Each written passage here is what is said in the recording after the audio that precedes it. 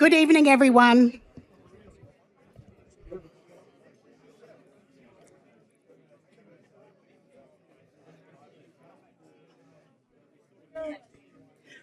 Good evening, everybody. Please take your seats.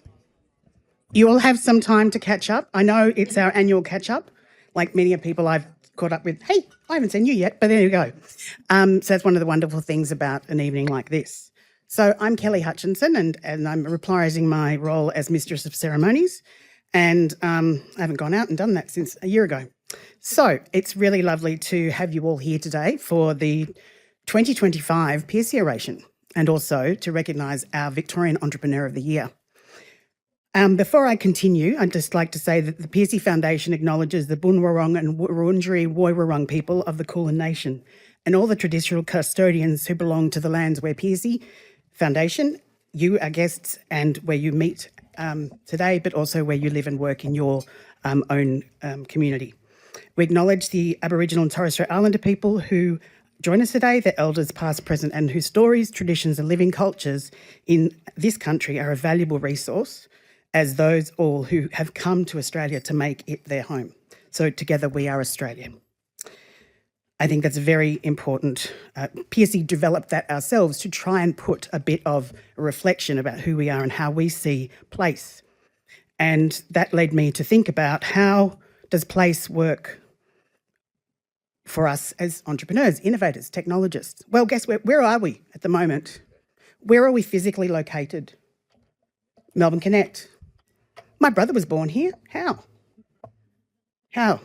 This used to be the Royal Women's Hospital. That's right. So everywhere has history. And I'm now a Pearcey ambassador, and so I've been thinking about what does that mean. And it is really looking at that heritage that we have. We have great, where's Carl? I can't find him. Great recognition of the past, of what we have been able to achieve through some of our technology. But there are other ways that we can recognise and remember. And it is that thing that really we are the people that make up the ecosystem, but there is infrastructure around us. And I studied here last century. I can say that now, but all of you did too. But when I say it to my students now, they go, is it okay to have references from last century? And I go, holy shit. Yes. So yeah, it's a bit interesting, that continuum, and that makes the understanding of what heritage is, what it means to me, what it means to you, especially because we shared many experiences in this place when it was Carlton Connect, before it was into this innovation precinct. That was a big investment and a big gamble, right? It was a gamble for everybody. We think we'd gone and looked and seen, what do innovation precincts need? And then what can that do to inform how they would design here? And that was an exciting thing I first got to look at, I don't know, years before it even got the plans approved. So being part of that trajectory of watching, seeing how it evolved has been, a wonderful journey for myself. But it also has been something that really talks about the fact that, Melbourne Connect Innovation Week and previously the DIF Festival really are the lifeblood of the connective tissue that build the community, which in turn powers the ecosystem.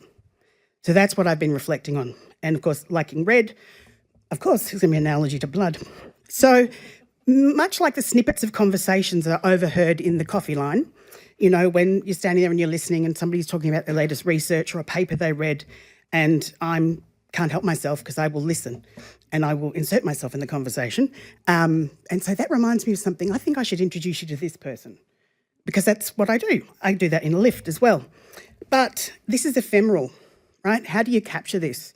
It's tacit knowledge. How do we actually look at documenting it, making it an artefact? And that's one of the things that, Peter Thorne has worked with countless years and decades on capturing our history with CSIRAC, working with the formal institutions such as Melbourne Museum, now ScienceWorks. But really, it really is hard to capture it. But then, like fibre optics, it replaced copper.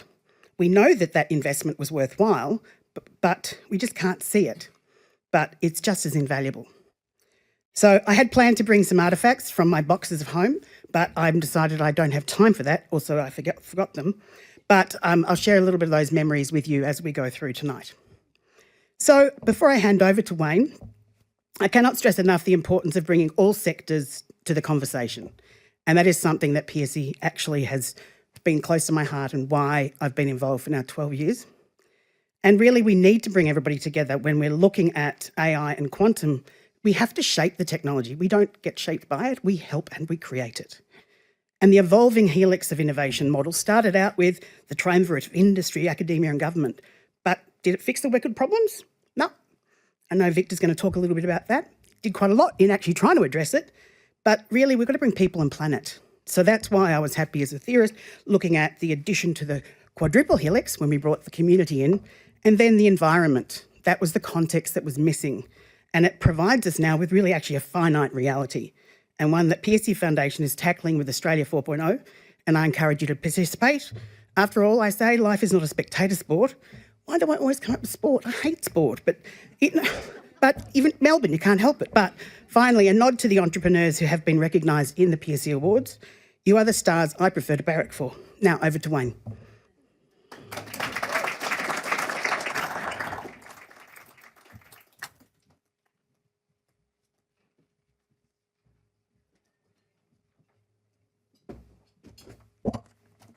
Thanks, Kelly, and welcome to everybody. I'd just like to acknowledge several dignitaries who have joined us here this evening, and I can't say how thrilled I am that everybody's turned out for a remarkable evening recognising a young entrepreneur, and Victor's giving the oration, which I'm very much looking forward to.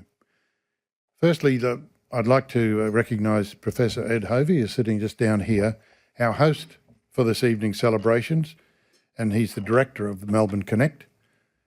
Dr. Hovey is an eminent ICT expert who joined Melbourne Uni from the US Defence Advanced Research Projects Agency, commonly known as DARPA. And I grew up knowing DARPA as a young engineer from way back. So, and of course, Victor Dominello, the Honourable Member from former New South Wales Government Minister, and Victor will present this evening's oration, and Jordan will give you quite a bit more detail on his background. I'd also like to acknowledge the Honourable Fran Bailey, former Howard Government Minister, sitting over here, who just happens to be my partner. I'd also acknowledge Helen McHugh. Helen?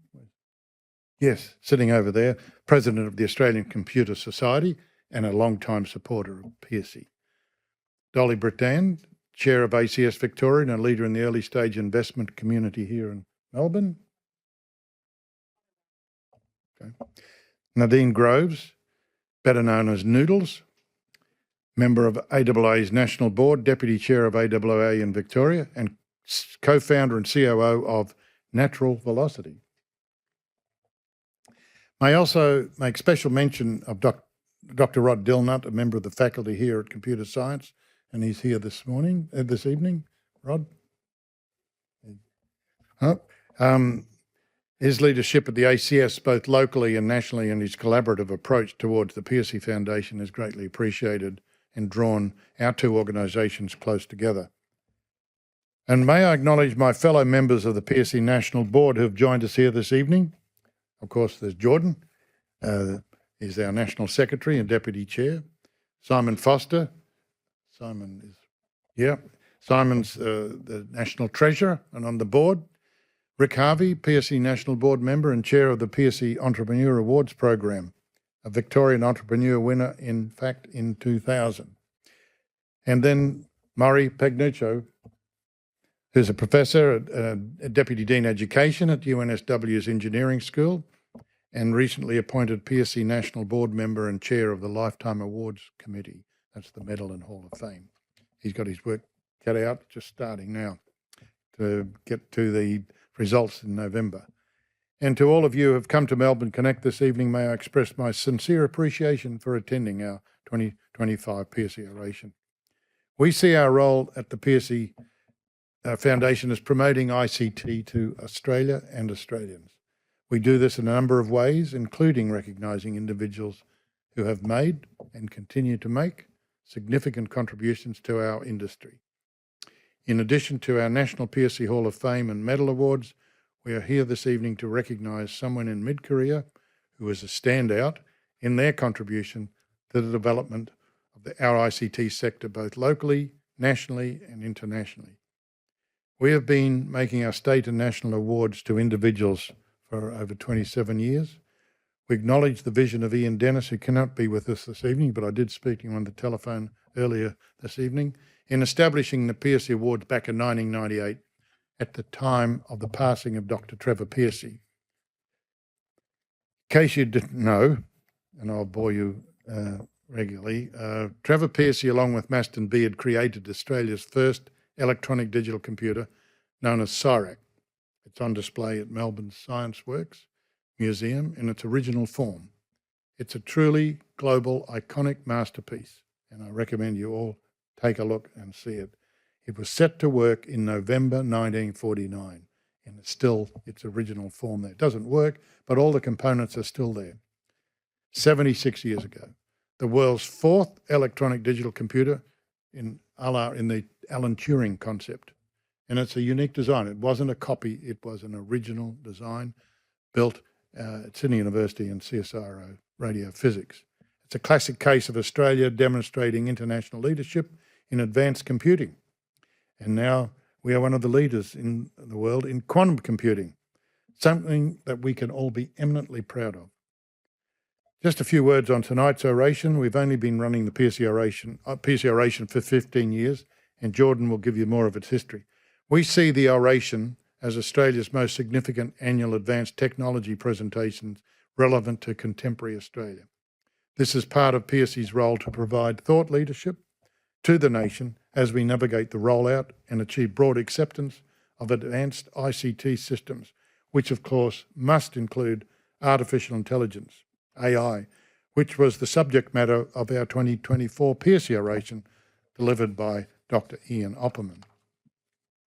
The Foundation takes its role in the community very seriously and has a strong commitment to maintaining and promoting our national ICT heritage.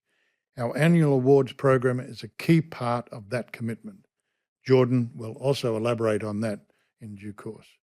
Another heritage role we play is by engaging in several longer-term research projects with academia and major museums who have a particular interest in our sector. For example, we have a new initiative underway to create a national virtual museum. We will keep you posted on this initiative as we work towards a formal announcement at early 26. And we have some funding already, so this is going to happen. We're developing the plan as we speak. Likewise, recording our history is another key responsibility we see for the Foundation. We have recently collaborated with a most enthusiastic professional historian and videographer, Carl von Muller, who actually is our official photographer for this evening. I think you'll see one of his videos shortly. Jordan will elaborate more on Carl's magnificent heritage efforts shortly. Our collaborative efforts on heritage all started with Dr. Peter Thorne, who's here this evening with his wife, Helen. And I think he was number 3 head of computer science here at Melbourne University just a couple of years ago. And so he is a major collaborator with the people looking at the virtual museum and the history, working with people like Carl. Enough of me for now. I'll be back to help close this evening's celebrations, but I would like to introduce our Deputy Chair of the Foundation and someone well known to many of you here this evening, Jordan Green. Thank you.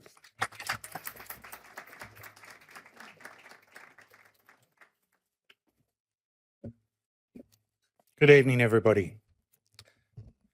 It's great to see you all here tonight. It's a very special evening for everybody. Thank you, Wayne. So let me just start by inviting the past recipients of our Victorian Entrepreneur Award who are with us tonight just to stand up. I'd just like to introduce Rick Harvey, who Wayne mentioned. He received the award in the year 2000. And at the same table, Dr. Elaine Saunders, who received the award in 2011. 27 years ago, the Foundation launched on its mission to celebrate, support and encourage Australians who engage in and excel at the invention, development, and use of computing and telecommunication technologies for the betterment of our society. We are building on the work of Dr. Trevor Pearcey that Wayne mentioned and his invention of that first digital computer in Australia, which put us at the global forefront of the digital age. We at the Pearcey Foundation have recognised 174 outstanding Australians with the Pearcey Entrepreneur Award and a further 70 who have been inducted into the Pearcey Hall of Fame, 28 of whom have received the Pearcey Medal. Peer selection is the hallmark of the Pearcey Awards. Each year, the Foundation awards the Pearcey Medal for a lifetime of achievement. The medalist and up to 2 others are inducted into the Pearcey Hall of Fame for their notably significant lifetime contributions to Australian ICT. Those awards, together with the National Pearcey Entrepreneur Award, will be held here in this room on November the 21st in collaboration with the School of Computer and Information Sciences celebration of their 70th anniversary. So I hope you will all come back and join us for that very significant evening. And what is the connection? Well, in 1955, that computer, CSIRAC, that Trevor Pearcey developed, was moved to this university. And the visionary leadership of the time therefore established the very first computer science department in this country and one of the very first in the entire world. So I do hope that we'll be able to continue that combination and celebration with all of you joining us. Our core ethic at the Foundation is in fact about collaboration. No better examples than our sustained partnership here with Melbourne Connect, our continuing cooperation with ACS at both national and state levels, our long-running partnerships with WAITA in Western Australia and with TasICT in Tasmania, among others. Our collaboration includes valuable technology donations that the Foundation has facilitated from our award recipients to the community. Rod, your seat's over there. Welcome. We also have our collaborations, as Wayne mentioned, with the ScienceWorks Museum, the current home of CSIRAC. We've teamed with the University of Sydney Business School in our oral history project. We've worked with the ACT government on community electrification and our national leadership of the Australia 4.0 initiative, which Wayne will explain more at the end of the evening. All exemplars of our commitment to being a proactive enabler of a better future for Australia through remembering, celebrating and promoting our ICT heroes and heroines. And now I do want to make special mention of Carl von Moller, in his remarkable efforts at building a video documentary series called The Computer History of Australia. He's our photographer here tonight and has been a welcome friend of the Pearcey Foundation for many years. The video you'll see tonight before dinner is a piece of his work. He's a highly skilled documentary producer, and his current series is, in my opinion, and the opinion of many who are watching it at the moment, a national treasure. It stands alongside his existing series of video documentaries that collect the personal recollections of the men and women who built our Australian computing industry and capabilities. I encourage you all to watch these outstanding videos. They're important. Carl is capturing the living memory. It's worth noting that CSIRAC was 1949 and that most of what has happened since then in the world of computing still exists within the living memory, if not of people in this room, of people in this nation. This is not ancient history. It's something we are all a part of, and we feel that quite strongly.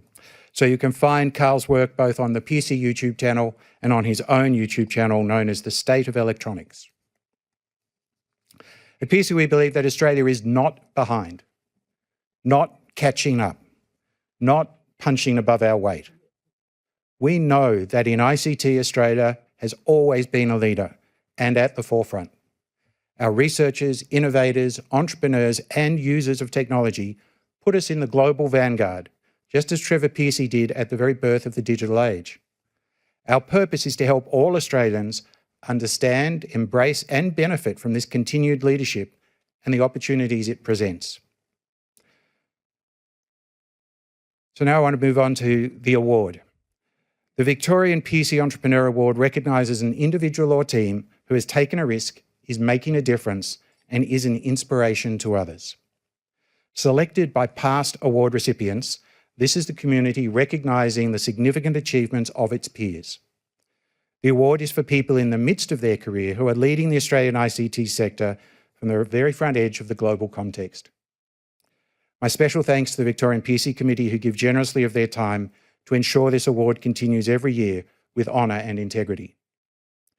This year, the Victorian Pearcey Entrepreneur Award recognises the creation of an international success story from right here in Melbourne. This entrepreneur was born and raised in Perth. In 1998, age 14, he took on a weekend job in a local computer store, which clearly must have furthered his interest, because in 2005, he graduated with a degree in software engineering from Curtin University. His early career was with Microsoft, where he did innovative work in operating system development and systems utilities like the disk defragmenter, backup, and restore.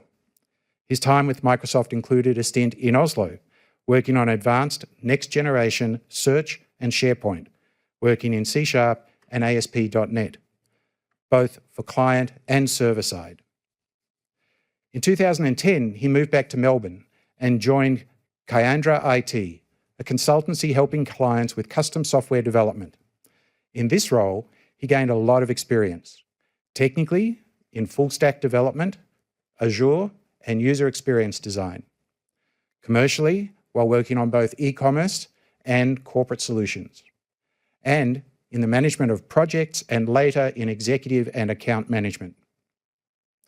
Then in 2015, his older brother Ryan failed an interview for a job at Amazon in the UK. Now back then, AWS was really starting to grow, and it was growing very rapidly, and everybody wanted to be part of that growth. So the two brothers decided to write an online AWS training course, which they posted on the Udemy marketplace. An instant success, appealing to the thousands of people eager for AWS certification who preferred a $20 to $50 online course to paying $5,000 to $10,000 for in-person training. Those first online courses were typically 20 to 30 hours long and presented in a way that was informative, fun, and interesting to watch. A year later, unhappy with Udemy taking half of their revenue, they decided to build their own platform. At that time, AWS serverless architecture was very new, so building their platform and courses in parallel was state-of-the-art. He amazed his team as he helped build everything, including video hosting, dynamic transcoding, payments, onboarding, instrumentation, forums, and more. But he also led and drove the commercial effort, and his company, known as a cloud guru, featured at conferences, their own held in a warehouse in New York, so I imagine very trendy, and also at the AWS reInvent programs. And also online, where an initiative of his to give a special offer on a Black Friday sale increased sales by 40 times. In 2017, he opened an office in Austin, Texas. The business-to-customer approach, B2C, was making them famous. And that led to a B2B, business-to-business approach to drive scale. Corporates started buying enterprise licenses, and the company grew rapidly, adding programmers, content creators, editors, and support staff. With a proven product market fit, he raised a $9 million Series A investment to expand offices, staff, his B2B sales, and introduce new features, including a sandbox and an exam simulation. In 2019, he raised a $40 million Series B and then a much larger Series C to acquire a competitor. He managed the negotiations, the merger, and the integration, making a cloud guru, a global leader in AWS education, and an AWS hero organization. He was regularly asked to give keynotes at conferences, at AWS conferences, and he was invited to join the Forbes Technology Council. By 2021, a cloud guru had grown to 2.5 million students and 4,500 customers worldwide. He was training more students on cloud computing than all the universities in Australia combined. In June that year, a cloud guru was acquired by Vista Equity Partners and then merged with competitor Pluralsight in a deal valued at more than $2 billion. Then in 2003, he got going again and he co-founded Cuttable, a first-of-its-kind automated content agency that combines advertising creativity with marketing science and AI technology. Cuttable enables brands and agencies to create entire advertising campaigns in the time it used to take to write a brief. His purpose for this company is to give power back to the smaller brands, those who are competing with the multi-billion-dollar enterprises. Cuttable is levelling the playing field by giving growth brands access to agency-level strategy, design, and output, all at a fraction of the cost and by providing marketing teams with automated content generation at scale. The product helps marketing teams create, repurpose, edit, approve, publish, review, and reuse their content. Then in January this year, he became a founding limited partner of Glitch Capital, a $50 million venture fund that is the first collaboration in Australia of tech founders who have exited their companies after achieving multi-billion-dollar valuations. This is a founder-for-founders approach that echoes the ethos and character of our recipient. Choosing the recipient for this award, as I said, is guided by the three principles. Has the individual taken a risk? Is this individual making a difference? And is this individual an inspiration to others? Our recipient tonight has certainly taken those bold entrepreneurial risks, building leading-edge technology to take the early lead in an emerging global market and scaling rapidly despite the risks. Now doing that again.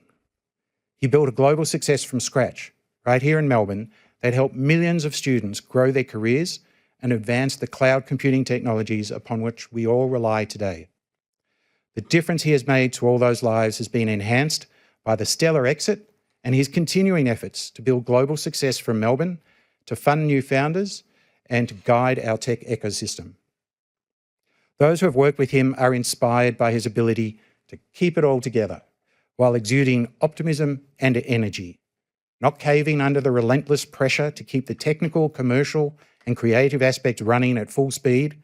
They call him a truly special person who is intelligent, energetic, collaborative, and an incredibly hard worker. His passion for technology and building companies does Australia proud on the world stage. Those close to him assure us his success hasn't changed him. They know him as a very nice person who is supportive, gentle, enthusiastic, confident, and humble. Always a collaborator and an open-minded problem solver. He partnered with his brother, has been supported and encouraged by his wife, and is father to 5 children under 15. All of these and more mean that this man has very definitely taken a risk, made a difference, and is an inspiration. An admirable Australian, his journey continues, his impact is growing. I'm confident he'll continue to inspire others in ways that make the world a better place. Ladies and gentlemen, without any further ado, the 2025 Victorian Pearcey Entrepreneur of the Year is founder and CEO of A Cloud Guru, co-founder and co-CEO of Cuttable, Sam Kroonenberg.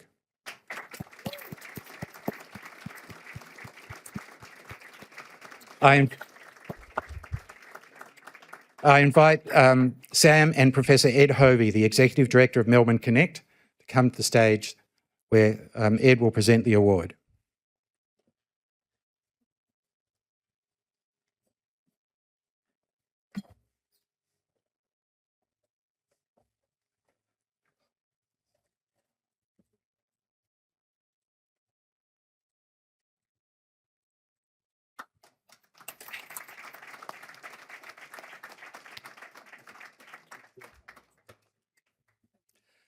So Sam, to you, your wife Claire, your brother Ryan, and your mother Vivian, who has travelled from Perth to be with us tonight, on behalf of the Pearcey Foundation, on behalf of your peers, and there's 2 tables of them here tonight, everyone with us this evening, a heartfelt congratulations. Please share some of your thoughts with us.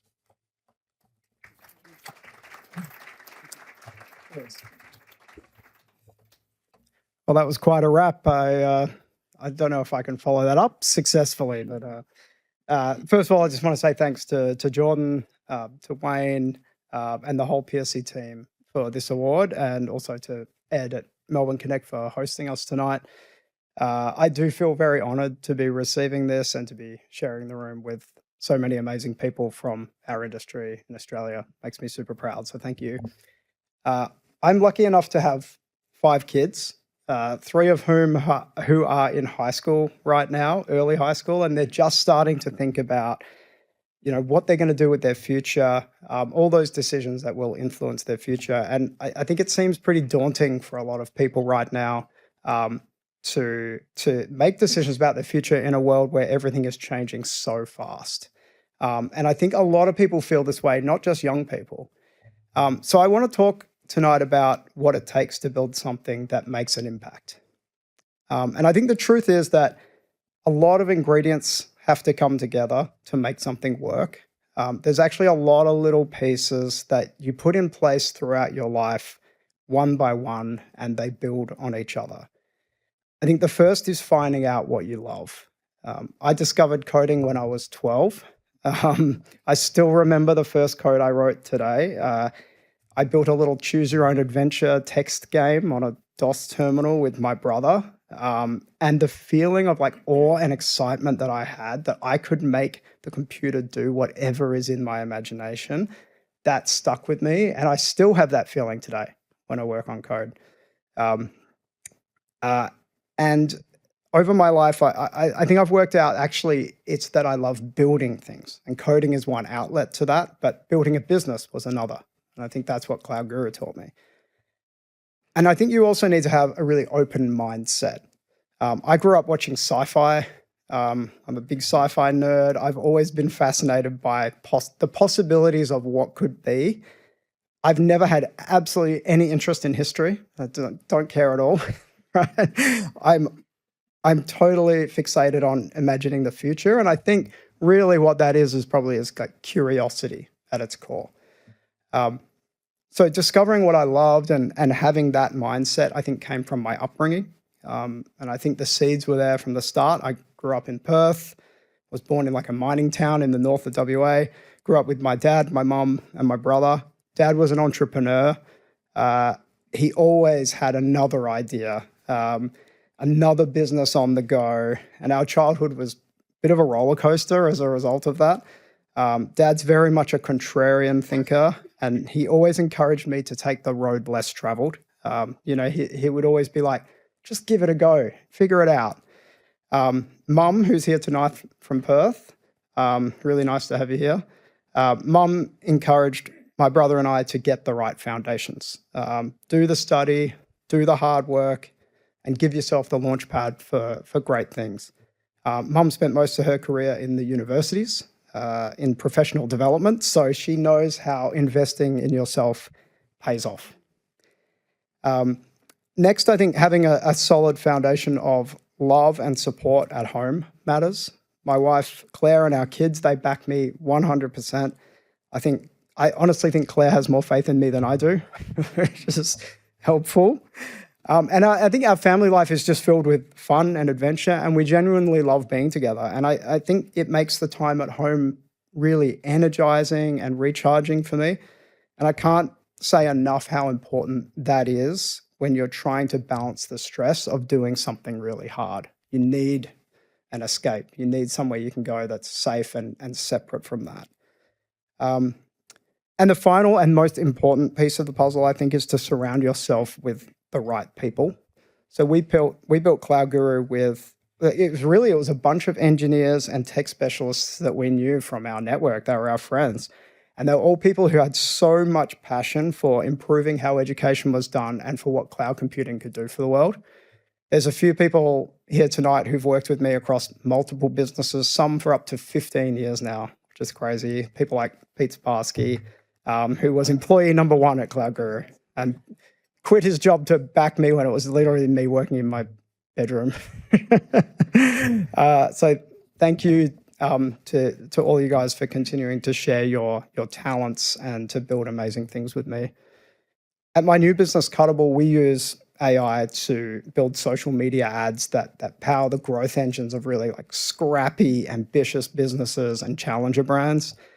Many of the team are here tonight, and they are a group of very special people. Cuttable is literally comprised of some of the brightest minds from the advertising industry and the brightest minds from the tech industry, which is not at all a normal path for either of these people to take on from people from these worlds. So we've got folks from the top advertising agencies like sitting in a room every day with engineers trying to work out how to bottle up that like something special that they have. And we've got engineers trying to decode a creative process, dealing with all of the like vagueness and uncertainty in coming up with a great idea for an ad and that je ne sais quoi. And so it's just incredible to watch. Something really, really beautiful and special is being made right here in Melbourne. And I love that. So I get asked a lot, like, why on earth are you doing this again when you could have just retired? And I think the answer is that I get to rock up every day and build something that the world has never seen before with a group of really talented, really special people. So like, what else would I want to do with my time? What is better than that? So I think, finding what you love, having an open mindset, having that loving support around you, choosing to work with talented people who complement you, all of those ingredients still matter. And they're still going to hold true. They hold true in the world today, and they're going to hold true in the world that is to come. And I think in the world of AI, where everything is advancing so rapidly, the winners are going to be the ones who embrace change, who aren't afraid of it, but roll with it, who have a curious mindset and who ask, what if, all the time. And people who care deeply about something, like whatever that something is. And who don't believe that their limits are a particular job function or university degree.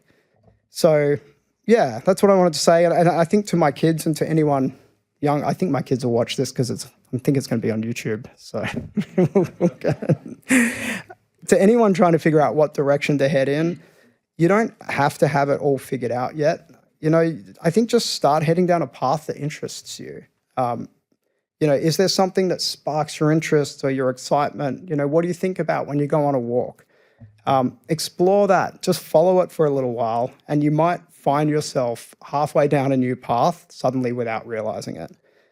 And I think also just remember it's not just about career. Like spend time working on your relationships, your family, your support, your well-being. Just keep moving and keep trying to solve another small piece of the puzzle. Every week, every month, and over time, I think you can build a life that really surprises you. My life has certainly surprised me. I want to finish by thanking the Pearcey Foundation for recognising and supporting innovation and entrepreneurial spirit in Australia. It's just so important that we encourage big ideas here, risk-taking and ambition in our country. We have to continue to build consequential global businesses from Australia, and that is how all of it starts. Thank you for having me. Appreciate it.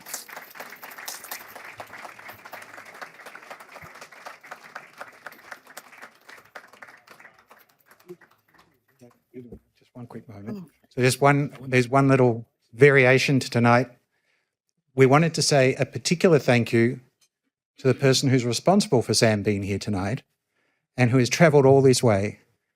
So we just have a small token of appreciation we want to give to Vivian.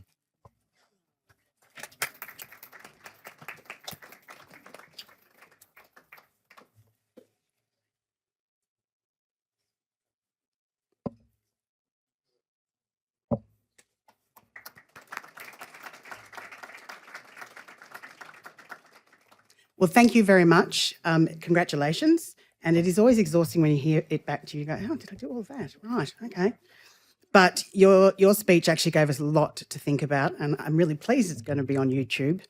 And we'll share it because that advice is really what a lot of young people are looking for and mid-career changes are looking for, right? I'm always chasing what interests me. That's why I'm now teaching part-time. But really, this has been a wonderful night so far, but there's more. Please, you'll enjoy your entree, and then we'll be back later. And what you'll get to see now is actually some of the work that we were talking about from Carl.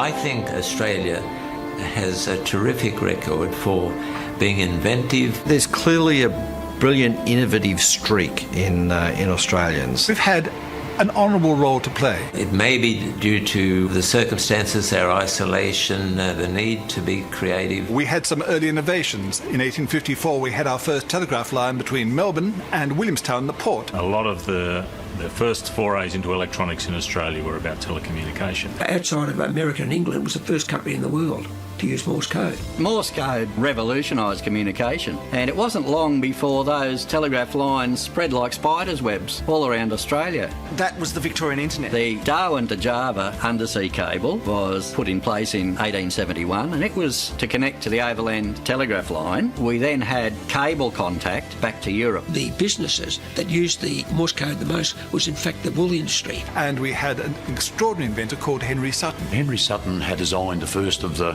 rechargeable batteries. He was very much a self-taught genius of his age. The compound telephone which we know today, which has one piece, came as a result of earpiece at one end, microphone at the other, all off the same magnet. That was a brilliant invention. Alexander Graham Bell comes to visit him in Ballarat. Bell had that telephone in two pieces and Henry Sutton made it in one. When you've got companies doing high-tech things. Radio was explosive in its growth through the 20s. It was vital that Australia have communications, particularly communications with the ships at sea. The whole electronics industry in that period, from 1920s onwards, was dominated by the firm AWA and by its chief scientist, Sir Ernest Fisk. So he thought he could communicate with the afterlife, with the dead, with radio. They're starting production of vacuum tubes. They're realising radio's huge. This is called a Traeger pedal. It became familiar to people on stations to use the pedal radio to communicate with the doctor, to communicate with each other. Radio in Australia is probably seen as a little bit more vital because it's a big continent. In Australia during that wartime period, one of the most important developments that took place was at CSIRAC Radio Physics, where they developed the distance measuring equipment.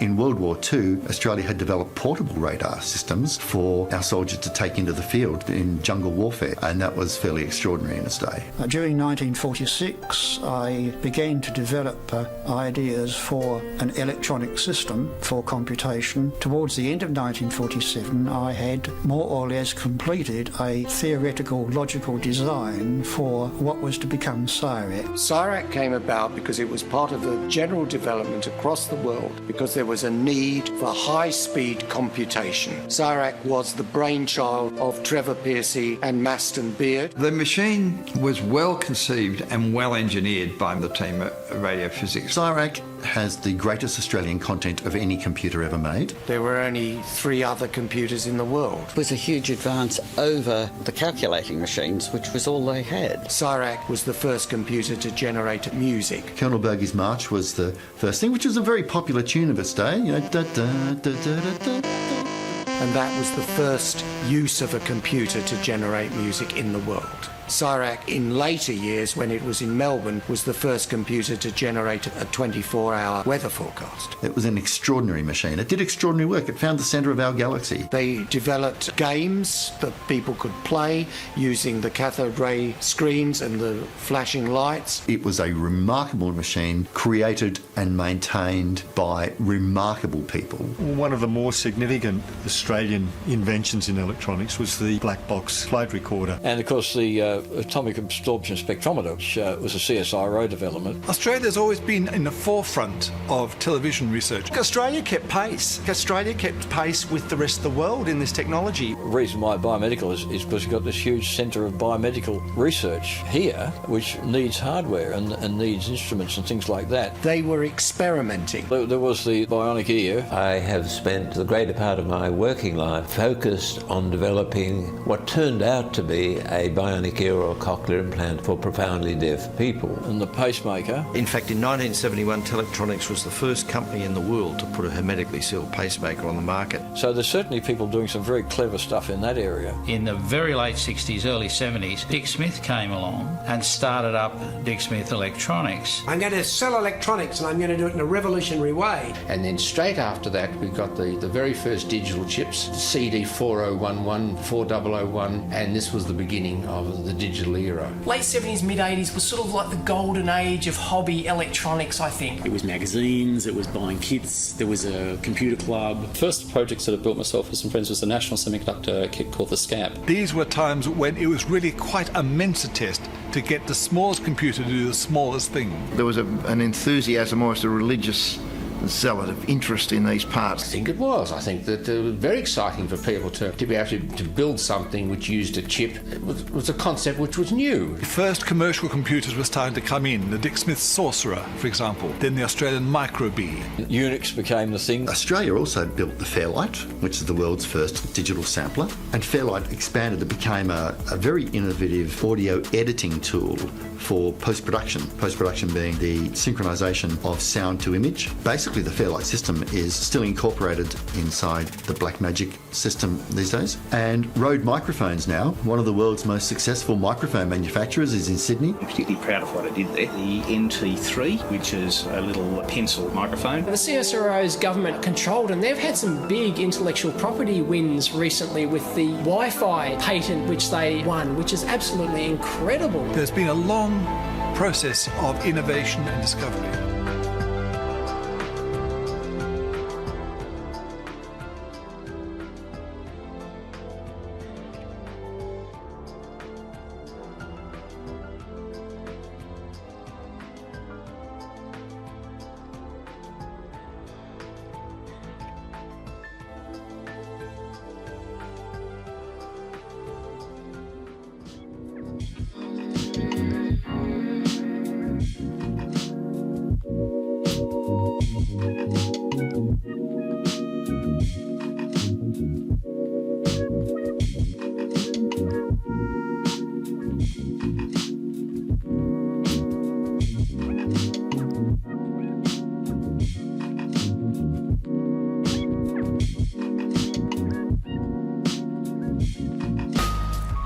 Good evening.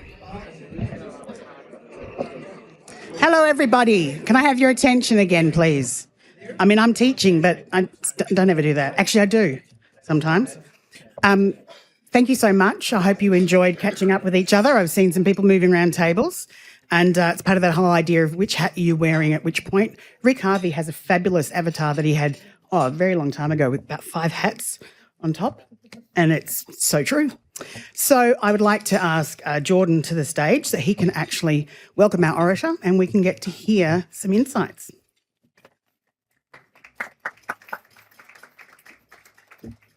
Thank you, Kelly. And okay, so this won't be nearly as long as my last little piece. It is our privilege tonight to welcome the Honourable Victor Dominello to deliver the Pearcey Oration. Victor is a former senior New South Wales Government Minister, best known for serving as the inaugural Minister for Customer Service and Digital, a role he pioneered globally in 2018. He was recognised by the Australian newspaper in July 2022 as one of Australia's top 100 innovators. Victor spent 12 years in Cabinet, leading portfolios including digital government, innovation, finance, and Aboriginal affairs. His leadership earned international acclaim for revolutionising New South Wales public service delivery through initiatives like the Department of Customer Service, Service New South Wales, and the Digital Restart Fund. Prior to his political career, Victor practiced law for over a decade, becoming a partner in a commercial law firm. After his political career, so to speak, in September 2023, he co-founded ServiceGen, a consultancy advising governments and organisations on innovative service delivery strategies, and through ServiceGen, Victor was selected by the World Bank to spearhead a transformative digital identity initiative in Mongolia. In February this year, he launched the Future Government Institute, a global hub for forward-thinking public sector leaders, innovators and practitioners dedicated to shaping the next era of governance. Then, in March, Victor was named one of the Identity 25 by Okta Ventures. For those who don't know, Okta is a global software company that deals in security and access. So he was recognised as one of the global pioneers shaping the future of digital identity. As part of that announcement, Victor's image was featured on the NASDAQ Tower in Times Square. I think that's something that would be somewhat overwhelming if I was standing there. But it was certainly a celebration of his contribution to secure, citizen-focused identity innovation. Victor holds several prominent roles. He's chair of the Services Australia Independent Advisory Board. He's senior advisor for the Tony Blair Institute for Global Change, and he's a professor at the University of New South Wales. He also serves as a director of the University of New South Wales and University of Technology Sydney Trustworthy Digital Society Hub, and is a board director of the Tech Council of Australia. As a lawyer, a politician, a leader, a teacher, a director, and internationally respected thought leader, we look forward to Victor's perspective on how emerging technologies are changing our future.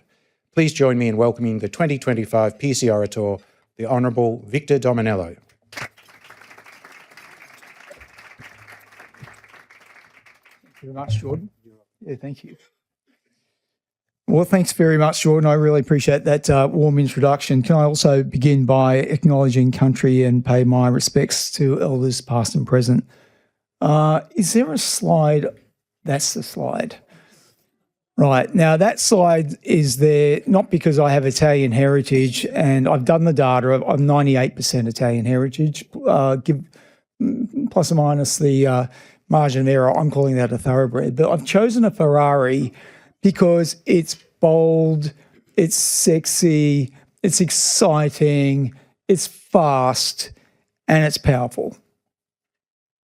Does anybody disagree? No. But imagine, if you will, I've never driven a Ferrari, but imagine driving that at 200, maybe 250 kilometres an hour, 300, pedal to the metal on a dirt road. And imagine if that dirt road had a pothole or some gravel. Do you think the Ferrari would stay airborne? You'd be sliding all over the place. You might even do a cartwheel. You know, for tonight's purpose at least, Ferrari is AI. It is super powerful, super fast. Everyone's talking about it. But at the moment, in Australia at least, it's driving on a dirt road. And I'm being complimentary. I think it's also driving on some goat tracks. You know, when you think of what that means, I put forward to you tonight that Australia, for us to really embrace the AI age and to get the most out of it, to make sure that we have prosperity, dignity for the people that we're elected to serve here in Australia, we need to do three things, and urgently. The very first thing we need to do is build a road, seal the road. And what's the road? Data. It's the track. You know, because AI without data is just an idea. So why wouldn't we start by building an Australian data exchange? It's not like it's never been done before. You go to the countries around the world that are really evolved in their maturity, such as Estonia and Singapore, they've got something similar. And upon that, you can get a lot of trust because there's a lot of data exchange happening at pace in a secured environment. That's the first thing. The second thing we need to do is have an interoperable digital ID. Absolutely non-negotiable. That's a must. That's the key to the Ferrari. Because with the key, you can get in the Ferrari, take it for a drive. But if you don't have digital ID, you could get a malicious actor coming into your Ferrari and causing untold damage. So we need that in the digital age. We need a key. The third thing I'm putting forward tonight that I think we desperately need, in fact, all countries will need this, because this is not a challenge unique to Australia, but as we've heard tonight, Australia's been at the forefront of ICT for so many years. This is something we could pick up and run with or drive with. That is a skills wallet. Now, when I say a skills wallet, it's not a wallet by the government and then you put all your credentials in there. It is an ecosystem. So you choose the skills wallet you like. It could be built by the employer, by the university, by a tech company. You do you.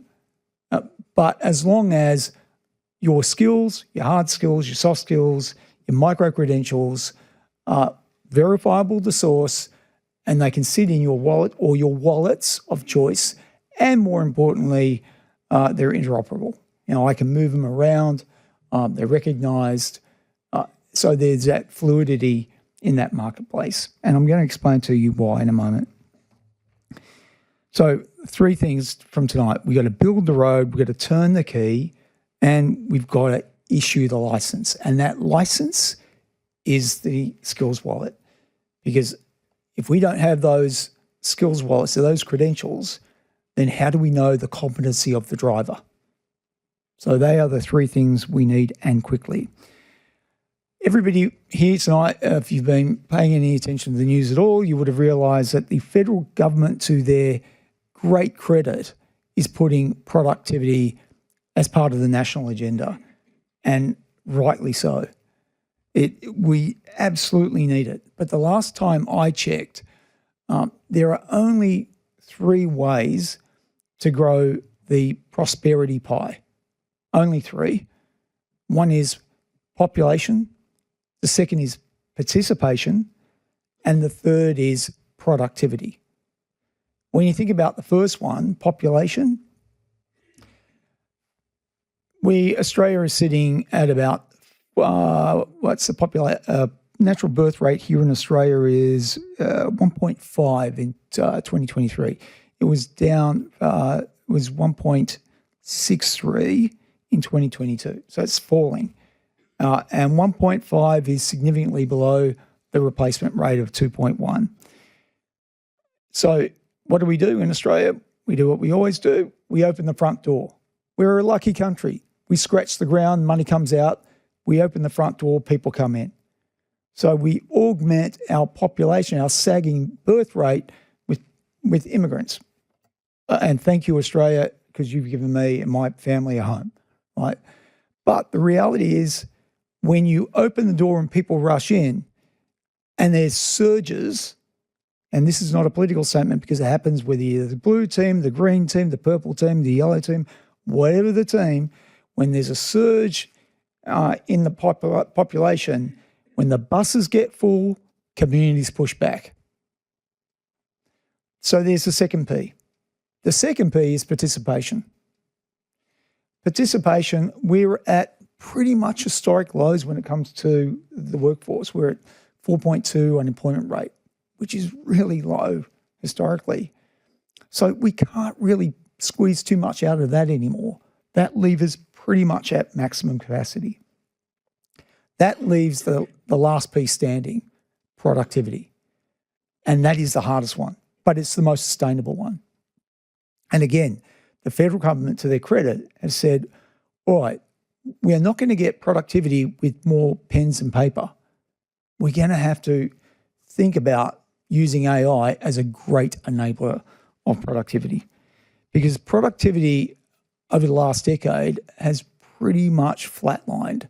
In fact, it's been, ill since about 2004, so for the last 2 decades. And the Productivity Commission has indicated we've got a problem on our hands. So we need to do something about it.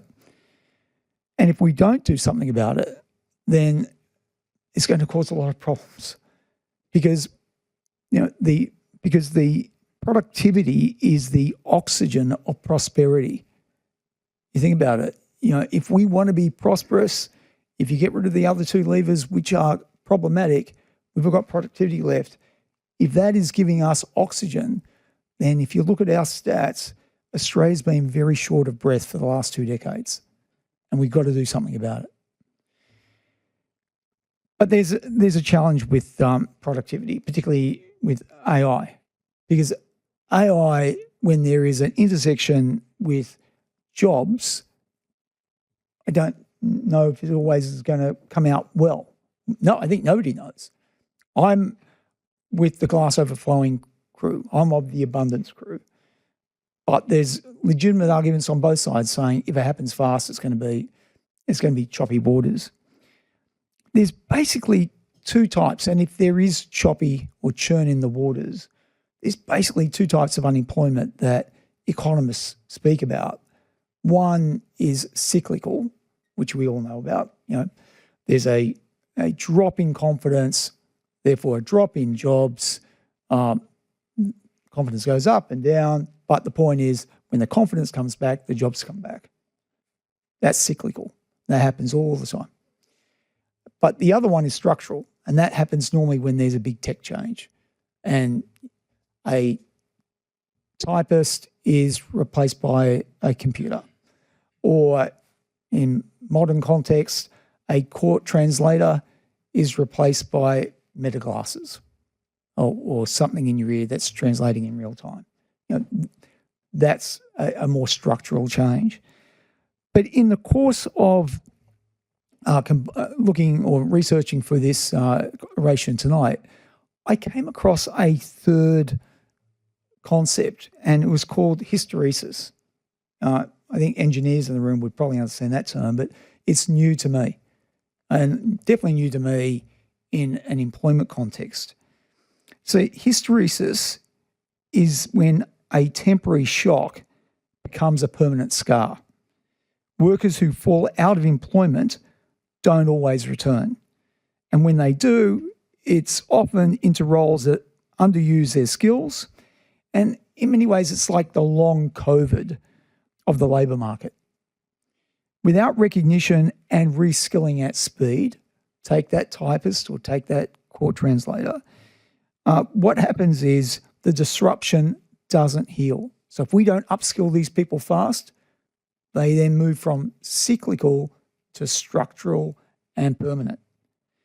And that hysteresis is a scar in the labour market, and it's really hard to heal, really, really hard. And for Australia, it's even more challenging because for every worker lost to hysteresis, it's a bigger share of our national participation capacity, which we can ill afford to waste a precious human endeavour. Now, people are saying, all right, well, look, it may or it may not happen. I think it's a fair risk that something may happen. And we always legislate or regulate for risk. Put it in the context of residential fires. There are thousands that occur throughout Australia each year. A fire alarm goes off, fire brigade goes out there, puts out the fires. Sometimes those fires are catastrophic. Thankfully, most times people and houses are saved. But the point is, because it happens, every jurisdiction, at least in this country, and I suggest most places around the world, say, sorry, that's a risk we're not going to take, and we're going to mandate you put in a smoke alarm. No ifs, no buts. You do not get the green light. You cannot move into your house without a smoke alarm because there is a risk, albeit small, but impact catastrophic. I put to you that the risk in relation to AI moving across the economy at speed and deeply is probably higher than you would see in a fire in a home.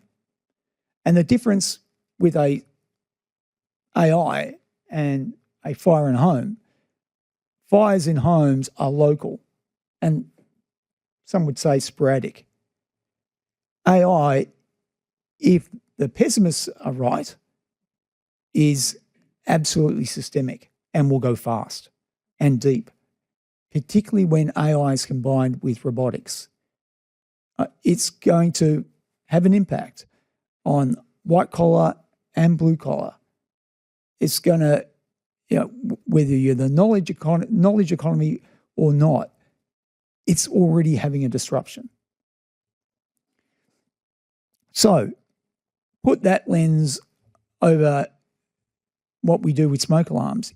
If we want to do something for helping out the economy in the event of hysteresis, then the smoke alarm for that is a skills wallet. Because what happens with a skills wallet is if my job is taken, I know I have all my credentials verifiable to source. I can then skim the job market and find out exactly right here, right now, what jobs are out there, because nobody can predict what the new jobs of the future are in the next 5 years, let alone 10. No one knows. But what we can do is be agile about what we have and know what we have. And then I can say, all right, skim the market. Right, there's a big demand for this new sector out there. Here are all my hard credentials, or my soft credentials, or my micro credentials, verifiable to source. Check those jobs. These are the three skills I need to acquire, the courses I need to do that have been accredited to get me a front foot into that new role. If we can transition people like that and fast, then we've upskilled them and we dent the blast radius of any AI disruption. Can I give you some really, dramatic but realistic numbers? Australia's unemployment rate at the moment is, circa about 600,000 people, and it's the unemployment rate, as I said before, about 4%. Hypothetically, if the pessimists are 10% right, or even 15% right, whatever the case, and that unemployment rate jumps from 4% to 8% in the next 5-10 years. Right? And I don't think anybody can say, hand on heart in this room, there is no chance of that. I'm not saying even going to 20%. I'm just saying to 8%. We've seen those rates of unemployment before. What that means is 600,000 to 1.2 million unemployed. That's a lot.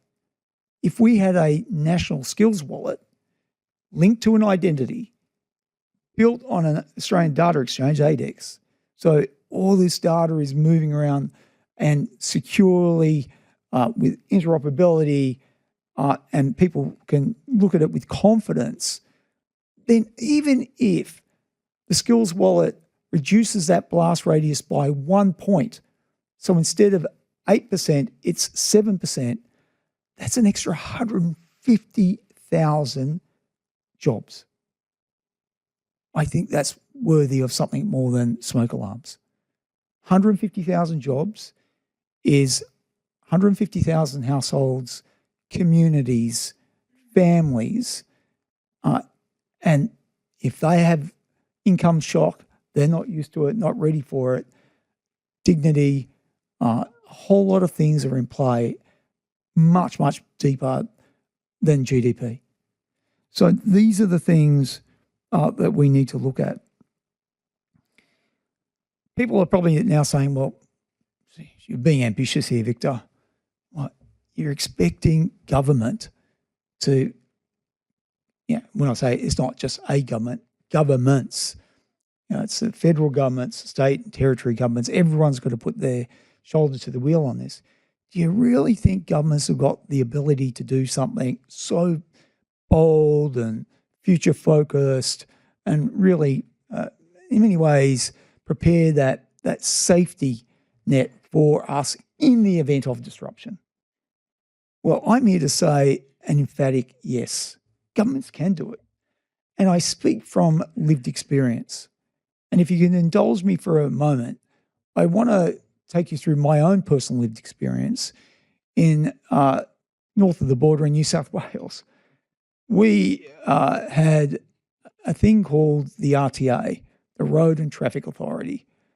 And in that Road and Traffic Authority, it was, I imagine it's no different to here and pretty much most jurisdictions around the world. It is appalling. It's a place where you go to wait in line, fill out a lot of forms, and come out even unhappier than when you started. It's just not a really nice environment. We changed that to Service New South Wales, which is now acclaimed really throughout the world. You know, I've been invited to speak at the White House, UN, doing work with World Bank, you know, and it's all because of the work that took place around Service New South Wales, but in particular, the digital driver's license. And that's the rocky road I want to walk you up there tonight. You see, when we started that journey in 2017, it was an election commitment in 2015. And we said, we're going to build one of the world's first true digital driver's license, not a PDF, a true digital driver's license, verifiable source. Made the election in 2015. It was bold at the time. I inherited the portfolio in 2017. And when I got the portfolio, I remember saying to the team, where is it? Where are we up to? We've only got 2 years to go to the election, and this is an election commitment. I didn't get answers. I got politics. I got one department who I loved called OneGov, and they, when I was Minister for Innovation and Better Reg, they built this thing called Fuel Check for me, and they did a great job of it. And I trusted them. They were building things at speed. And then I inherited Service New South Wales. And they said, no, pick me. And all they had was a very garden variety government app. There's probably about 800,000 on it, and it really didn't have many bells and whistles on it, but at least they had something. After a lot of thought, I thought we better stick with Service New South Wales. Even though I trust OneGov because they've built stuff for me before, Service New South Wales is the physical front door. It should also be the digital front door. So let's go with you. And I thought, okay, that's going to be easy from this point forward. But it wasn't. Because what happened then, I tried to convince Transport. Transport said to me, oh, Minister, you want to access our system? I said, yeah, we've got to tap on your system to get access to the driver's license so that we can put it on our digital app. And they said, well, our system is called Drives. Okay. Drives was built in the 1980s. It literally has one of those green screens that blink. It's an alien in a bad way. It's ill-formed alien. So Transport is saying to me, no, we're not going to do it. We can't do it. Like, we need to, it shouldn't have been called Drives. It should have been called Stalled or Reverse because it wasn't moving forward. But they said, no, we need $1 billion. We've got to replace that. It's going to take too much effort to give you the data every time you tap on the door. So again, had to navigate their reluctance to do anything. Went to police because they had to enforce this thing. And they thought this was a vanity project. We've got murderers to catch, kidnappers to bring before the courts. Why are we mucking around with a digital driver's license? Leave us alone. It's a toy. You know, we've got adult things to do. Then I had my own colleagues around the cabinet table because at about that time, there was this thing called LMBR.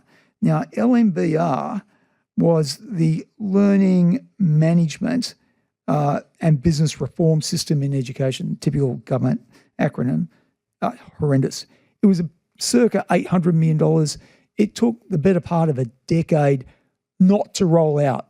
It was a classic tech wreck. And my cabinet colleagues are saying to me, you want us to clap you in on a essentially digital driver's license, de facto ID, and we're just now getting hauled before the Auditor General with LMBR. So, I wasn't getting much love or support. And then there was all the noise in the community. Because think about it, a digital driver's license is a de facto ID. And I'm old enough to remember, in fact, I was at high school at the time, when we had the Australia Card debates. And they were toxic debates. But those debates took place before the internet. It's a different world since then. But those debates and the concerns raised in those debates has continued to haunt this great country every time there's been any attempt at reform around digital ID, notwithstanding the privacy and the security and all the good things that would come with it and the protections we could put in place. So I even had that as a ghost, thinking, no, we're not going to let this work. Needless to say, I had a lot of sleepless nights because I realised that if I got this wrong, it would set back the digital transformation agenda by a decade or even more. And it really would have. Because if we got that, and we've seen with the feds in relation to the COVID Safe app, like when the public says gladiator thumbs down, you're in trouble. And particularly when you're rolling out something as intimate as essentially digital ID. So fast forward, we did all our pilots. I was getting real-time feedback, and I insisted on real-time feedback because I didn't want reports that were 3 months old, 6 months old. I said I want real-time feedback. I want to know thumbs up, thumbs down by the pilots. I want to know what the customers are saying. And I had this dashboard called Domo on a Domo platform, and I was literally clicking the button, refresh, 5-6 times a day. How many people are using it? Are they happy? Where are the complaints? I'd go home at night, and late at night, I'd still press refresh, and I was doing this. It went from a ritual to an obsession. It really was. I was struggling to sleep because I realised so much was riding on this. Fast forward, we had the launch. And at that time, Chris Fechner was in the room. Chris Fechner is the current outstanding CEO of a digital transformation agency.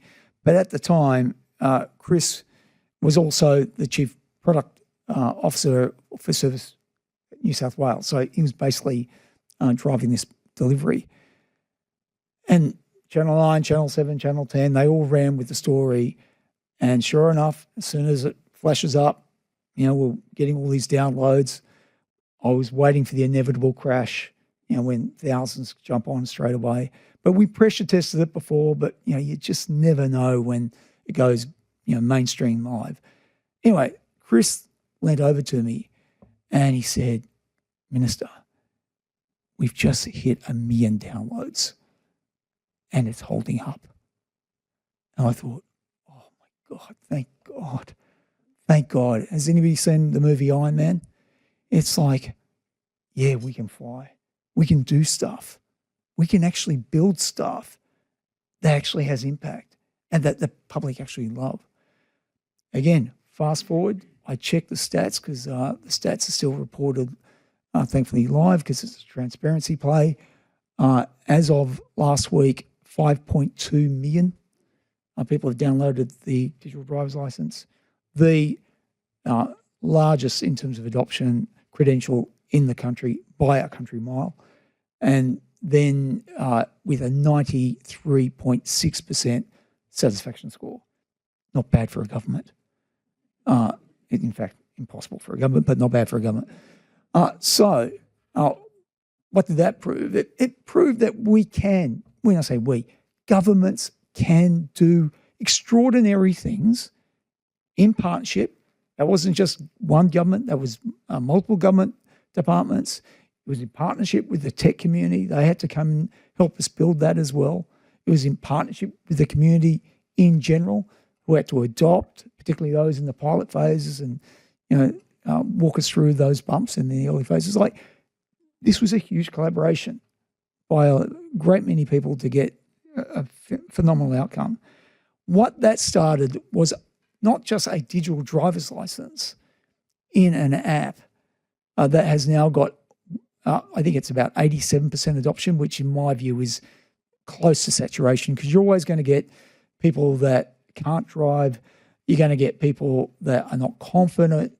It's going to be flat earthers out there that just choose not to have the digital driver's license. You know, so 87% is pretty much saturation. What that enabled us, I could then go to my colleagues, and instead of them saying, you're going to give me a tech rec, they're going to say, what are you going to do next? That led to $2.2 billion, that confidence and momentum of Digital Restart Fund. We did so much off the back of that. I won't bore you with that now, but they'll be in the published speech, you can see. But it was a momentum piece for the state. And again, it shows what can be done. So I want to go to the next part now. I've spoken about, you know, the fact that government or governments can do something bold if the imperative is there. I want to now go to keys. All right.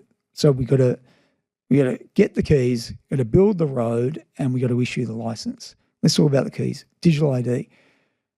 People are constantly telling me, "Oh, we don't want digital ID. We don't need digital ID in Australia." And I would say to them, we already have it, and we have a lot of it. We got MyGov ID, now called MyID, that the feds have.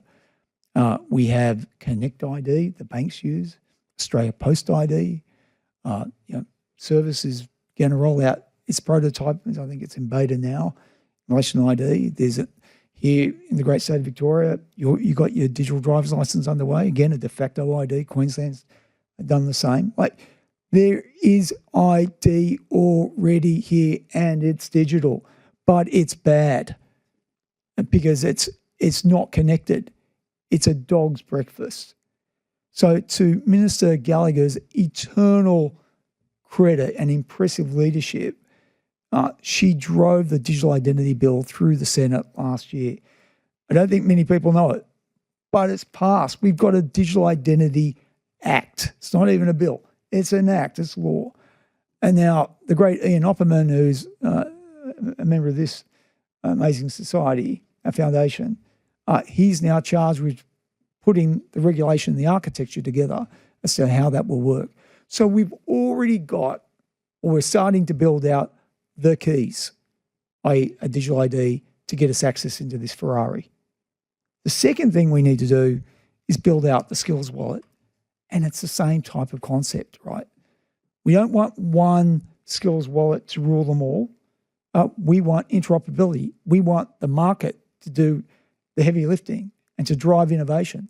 We want smart people like Sam to build wallets that can host a whole lot of credentials. And I can say to Sam, I'm going to use your wallet. Or I can say to Jordan, I'm going to use yours. Or I'll have two wallets, thanks. And I'll put one credential there. I do me, you do you. Choice is a powerful thing. But as long as it's mutually recognisable and we can move these things around. So what I'm suggesting tonight, whether it's the Australian Data Exchange, the digital ID, or the skills wallet, it's not a massive IT build by our government. No way in the world. This is a standards play. And so it is doable. And we can do it. And we only have to look abroad to see where it's being done, or it is being done. You've got the European Union, they're pressing ahead with their EIDAS. That they've mandated that every member state, the 27, have to have something in place by next year or even 2027. Singapore has got a skills future credit, which shows sustained use. 260,000 people use the credits in 2024 alone. More than 1 million have used the credits since the launch, and that's like a de facto skills passport. Canada's got the Pan-Canadian Trust framework that they're building out. And as I said before, in New South Wales, we've got proof points. We got digital trade licenses. That's a credential verifiable to source. We've digitised the white card, a credential verifiable to source. Working with Children Check, credential verifiable to source.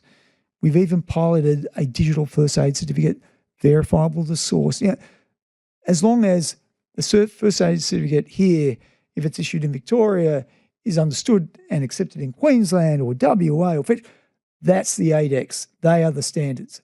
These are the things that we need to build for this Ferrari to drive on.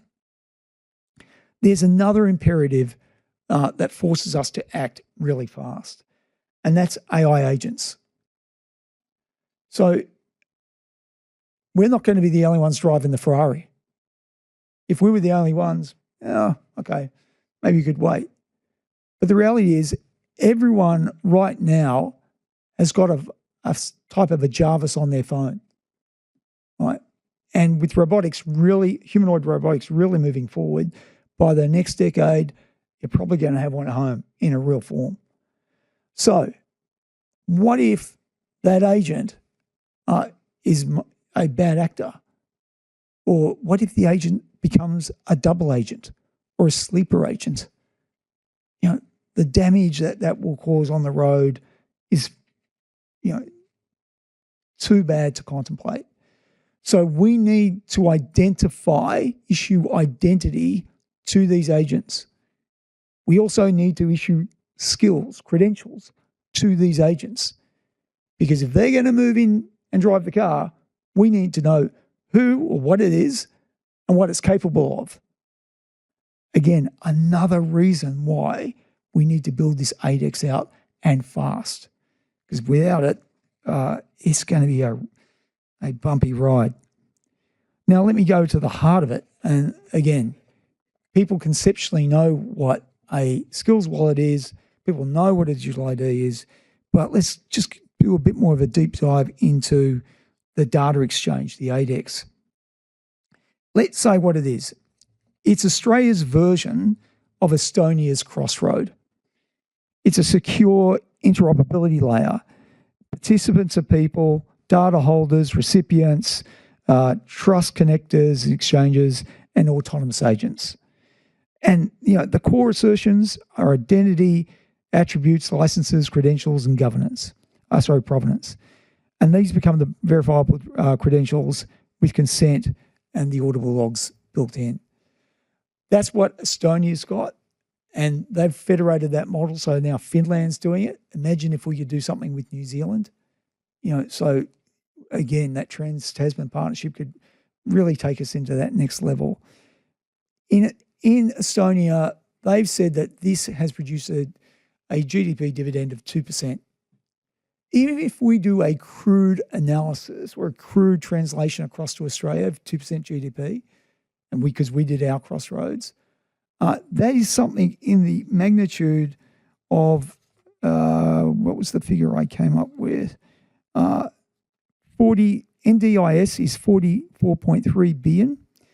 If we had 2% productivity dividend, just Estonia, that's 55. We pay for NDIS completely and we get change. And it is not just the fact that Estonia has done this. We can leapfrog Estonia because they haven't designed for AI agents. They haven't designed for data quality, the metadata. Imagine if we did that, because ultimately AI without data is meaningless. AI is going to be pumping out outcomes, outputs in the not too distant future that none of us have the intellectual capacity to understand. But what we can understand is the data it digests. And is it digesting data from the net? Is it crude oil? Or is it getting high octane fuel that is auditable, with timestamps, et cetera, et cetera? This is our digital Bradfield moment, if we choose to take it. Except with Bradfield, they were building a bridge. This spans a nation. This connectivity spans a nation. It's a complete ecosystem play, G to G, G to B, G to C, B to B, etc. I'll finish on these two notes. If we get to this level in terms of building out the ADEX, the skills wallet, and the credentials and the ID. And for that matter, all other forms of data. Because if you were to pixelate a digital ID or you were to atomize a credential, it's just basically bits and pieces of data. So if we can create an Australian data exchange that where all of this and everything else rests, then we're going to get a real productivity dividend for the country. But moreover, we move in the evolution of government. Everyone knows how AI is evolving. Grok 2, Chat 3, Claude 4, Gemini 5, back to Grok 6. We all talk about that. Who talks about the evolution of government? No one. All right, let me give you an example of what I think government evolution looks like. Up until about 1990, government was basically government zero, ground zero, paper government. In 1990 or thereabouts, a meteor hit. About the same size as the one that hit the dinosaurs. But it didn't kill the governments off, but it forced them to evolve. And that meteor was called the internet. It forced every government around the world to go from paper form to web form. So let's call that just digital government. 15 years later, another meteor hit every government around the world. So instead of, we go from digital government, and this meteor was smartphones and social media.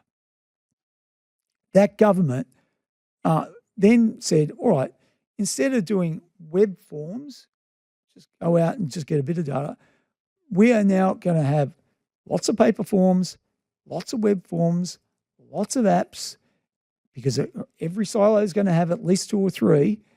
But now, because it's social media and smartphones, a bit of interaction, smart, thumbs up, thumbs down, but it was still a lot of noise. 15 years later, another meteor hit, COVID. It forced every government around the world to say, how are we going to get our people through COVID? Forget 100,000 websites or 100,000 apps. Governments start thinking, geez, we better have one main website, one main app. And that's what happened. That's government 3.0, connected government. So we have all the silos, but now we've got some connective tissue for the really complex stuff. That is where we need to be.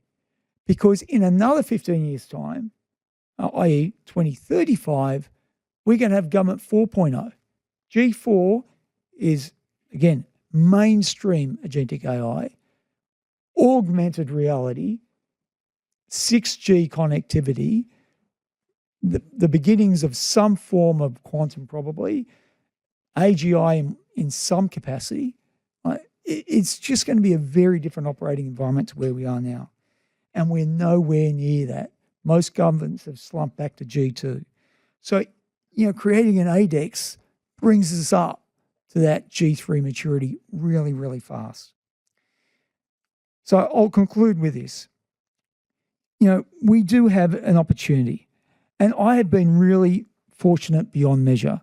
During 12 years as a minister, I've stood on the shoulders of giants, people whose unwavering devotion to the common good have lifted me to heights I could never have reached alone.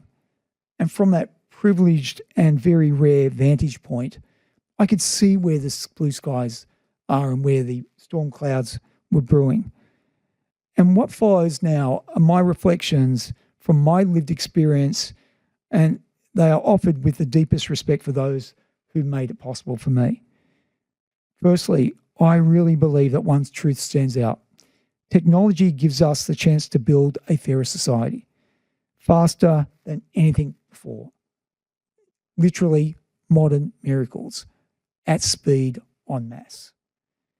And I've seen this firsthand.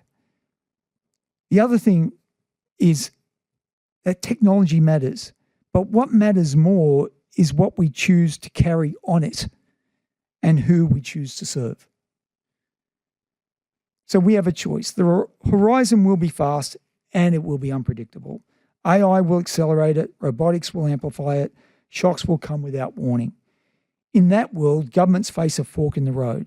We can cling to old ways and hope the ground doesn't move beneath us, or we can prepare people to thrive even when it does. So preparation is not about perfection. It's about laying foundations people can trust, secure identities, portable skills, and data that moves safely with consent. The arc of technology is disruptive, but it can bend towards abundance. And so I return back to the Ferrari. The engine is already revving and it's getting louder. Without the ADEX, the ride will be dangerous. Without a digital ID, anyone, including malicious actors, can take the wheel, take the Ferrari for a spin. And without a skills license, no one even knows if the driver is competent. But if we build all of them, the road, the key, the license, the AI Ferrari can run safely at speed for all of us. This is about productivity. It's also about dignity. And it's also about fairness. And the time to decide is not tomorrow, it's now. Build the road, turn the key, issue the license, and let the next generation drive further than we've ever imagined. Thank you.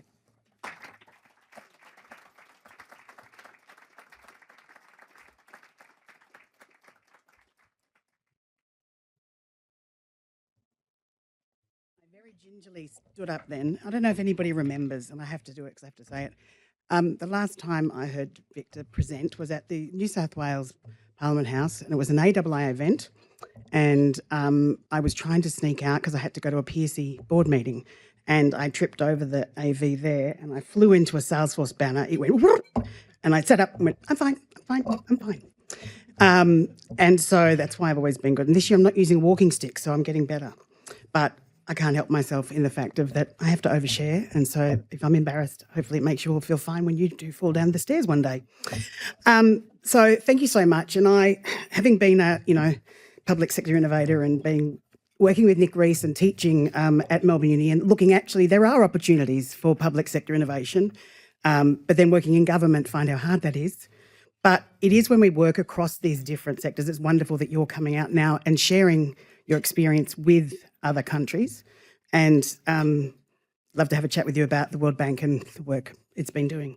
So I let you all have your dinner, and then you will be coming back with Jordan and Victor, where he'll be having a fireside chat next to our flowers. And then also we'd like to be able to take some questions, so have a think about it. What would you like to ask? Cool. Enjoy.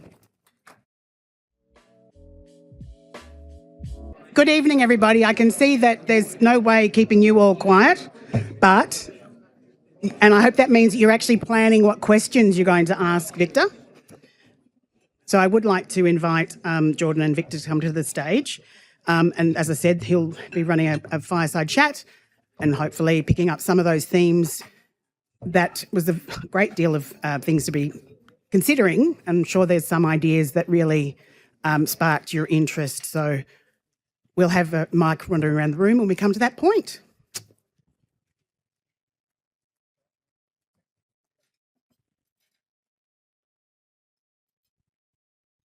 Great. Thank you, Kelly. So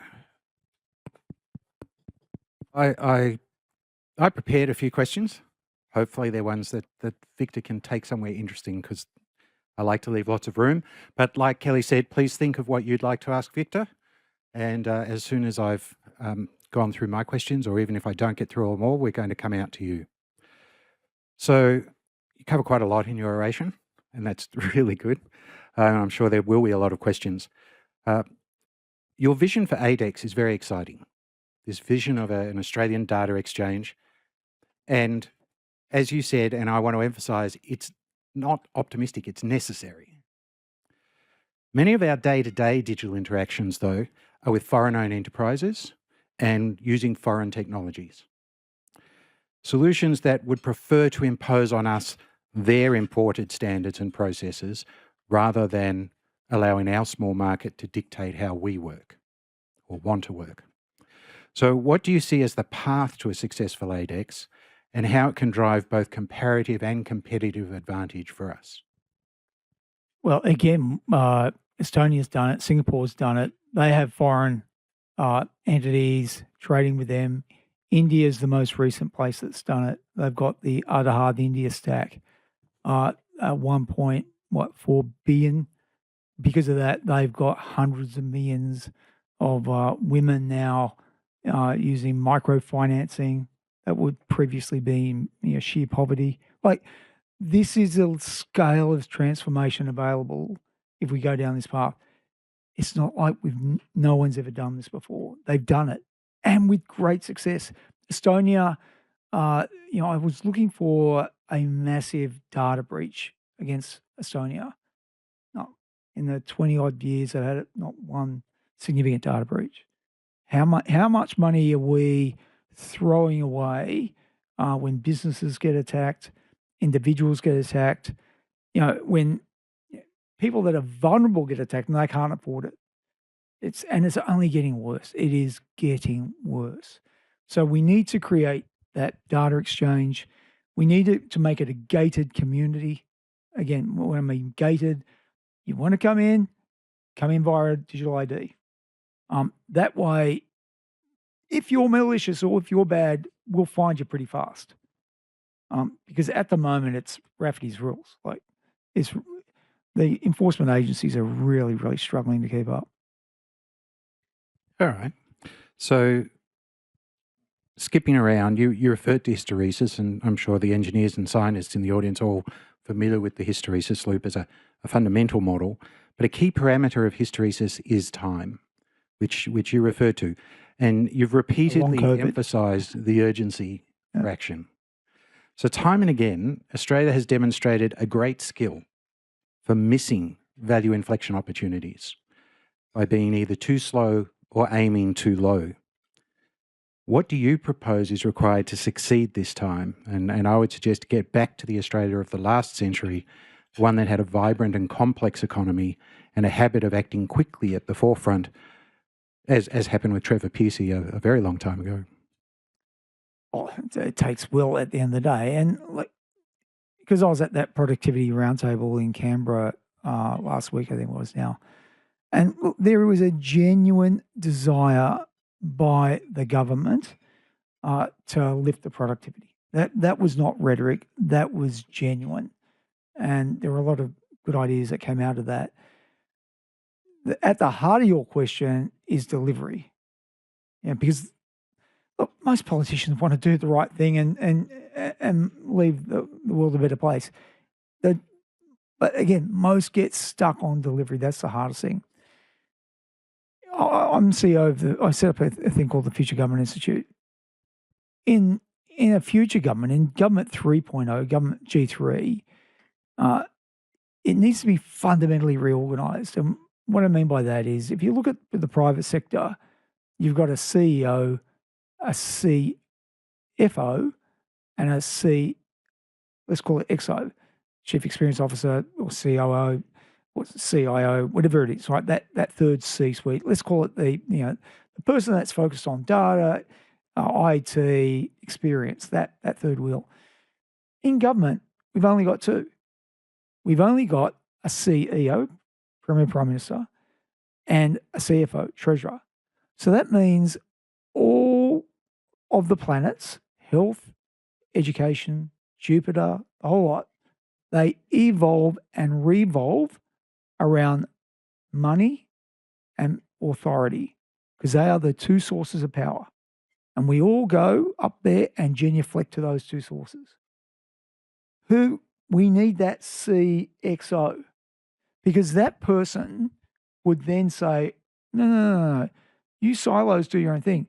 But the real tricky challenges in society are across the horizontal, that none of you can individually solve on your own. We need this horizontal layer. No one's doing that. Essentially, I was the CXO of government. When I went to Singapore, they've got a similar model. And again, the model has proven to work. So I think that's the type of design rethinking we need to do to accelerate the journey from G2, which is silo thinking, to G3. Because we're not going to get to G4 without it.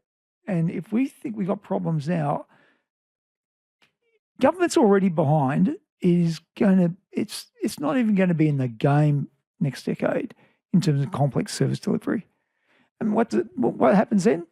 Okay, if you're well off, good luck. But if you're not, you're struggling, the gap's going to get bigger and bigger. All right. Well, that sort of perhaps plays well into the next question I was thinking about.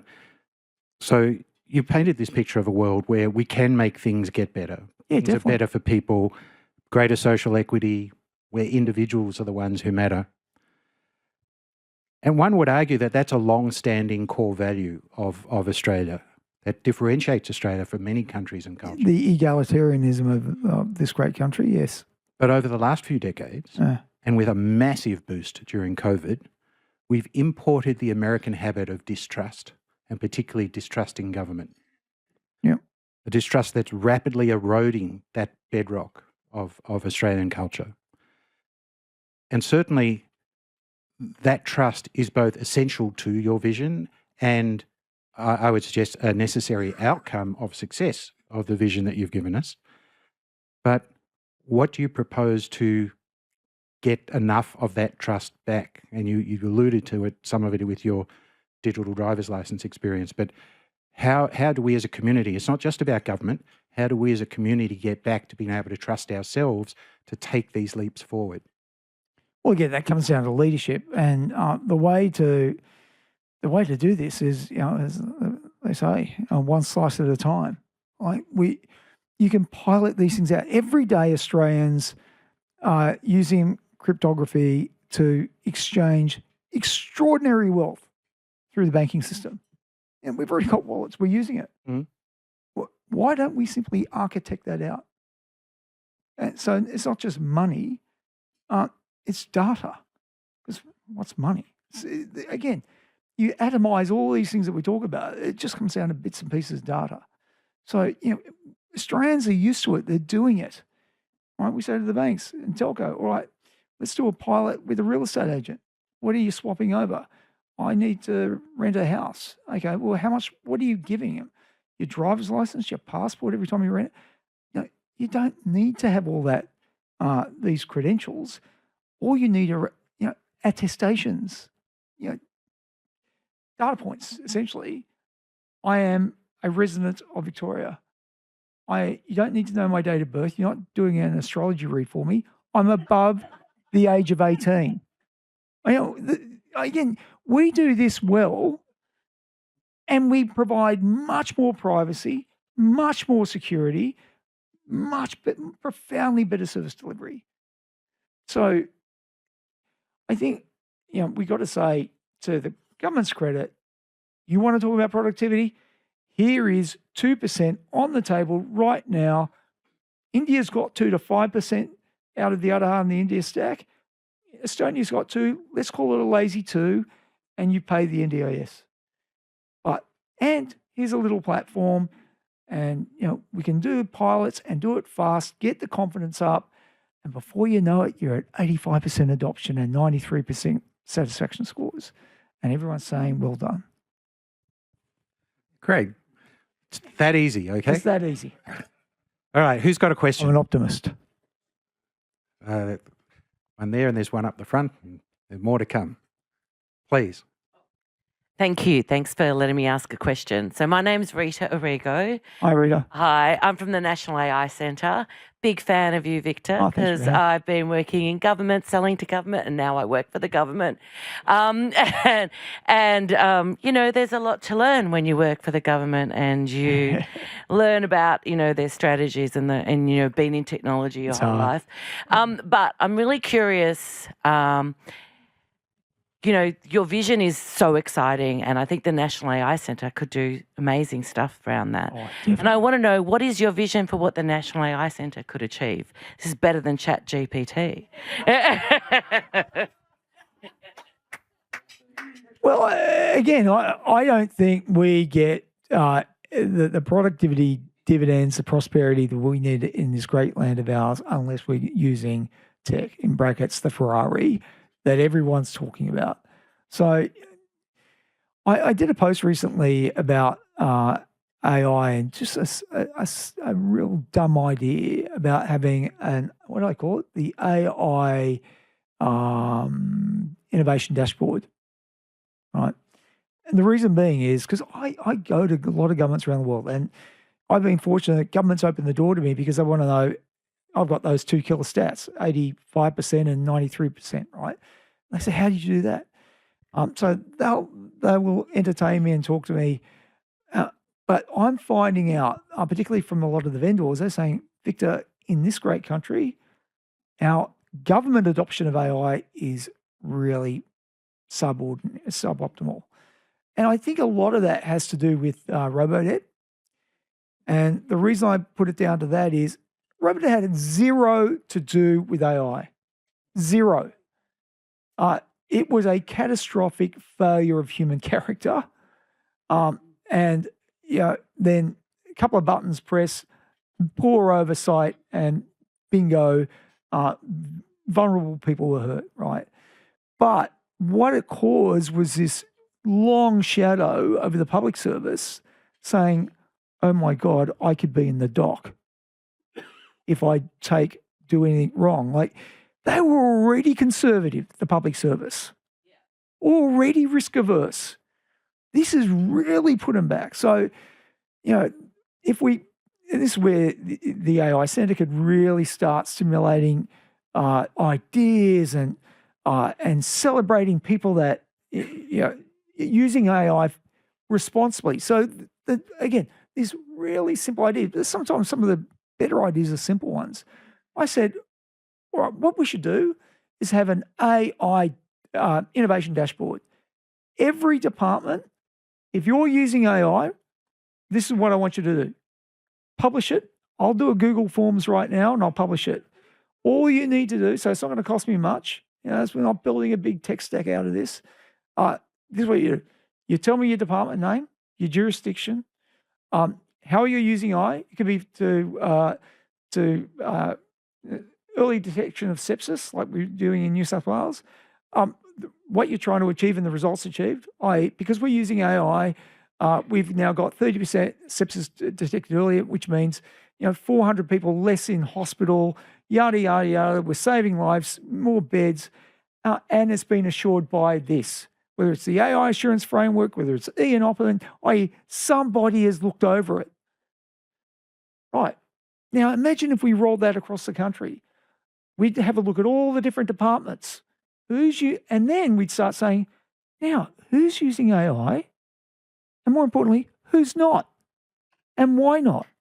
And why is Victoria using AI on a pro rata more than New South Wales? What's going on? Like, we muck around with stupid state of origin games and stuff like that. We should be having AI games, responsible AI games, to deliver profound outcomes for our country. The next Australian of the Year should be the one that uses AI to solve something. You know what I mean? So, that's just going off the top of my head what you could do. You've got a massive leadership role to play in this country of ours. Sorry. No, that's great. Ed had a question. Oh, where's the microphone going? Oh. Thank you. So my question, actually, I think you've already answered it. My question was going to be the tension between innovation and conservatism or fear of making a mistake. So I used to live in LA for a long time, and the first freeway that was built was a Hollywood freeway. And I remember driving down this and seeing that the off-ramps were really tight. You really had to slow down to get off, otherwise you were going to crash in the wall. And the bridges were beautifully architectured. They cost a lot of money. And today, every freeway in the world you go, the off-ramp is easy and stuff, and the bridges are really cheap. So they've learned from the first, experiment what mistakes not to make. Now in AI, we're still going to make mistakes. If we're early adopters, we're going to screw things up. And so we have this sort of tension between, so in this building, for instance, we have people who build AI and we do things and they say, we will build our stuff in Australia to a certain point, and we will get our regulations and we get everything right to a certain point. And then we go to the States when we feel ready, because that's where we can make our money, because here we're being held back too much by regulation, by certain kinds of taxes and certain kinds of or incentives or disincentives and things like this. Plus, it's a small country, okay, but still, right? And so I talked to him. I said, look, don't see Australia only as a launching pad. See Australia as a place you can really live. And then, okay, go make your money somewhere else. Go to Singapore and everywhere else and go make your money. But come and try here first and do it here first. And it's always the same pushback that comes back. I'm happy to start here, but ultimately I have to go because there's too much traction, there's too much friction here. I don't know how to, but you've already answered that to some degree. You said, let's go and have, so I'm sorry, it puts you on the spot now to think of new things to say, more ChatGPT. No, let me respectfully challenge some of that. Like, I think Australians are very early adopters of tech. Like, really early. Again, I just keep, when I was talking, when I used to go to the Data Digital Ministers meeting with all the, the COAG style type meetings, and people would say, people won't use it. Or look at South Australia, they've only up to 35% adoption, Queensland. It's because the product's not good. If the product is useful and usable, then you're going to get adoption.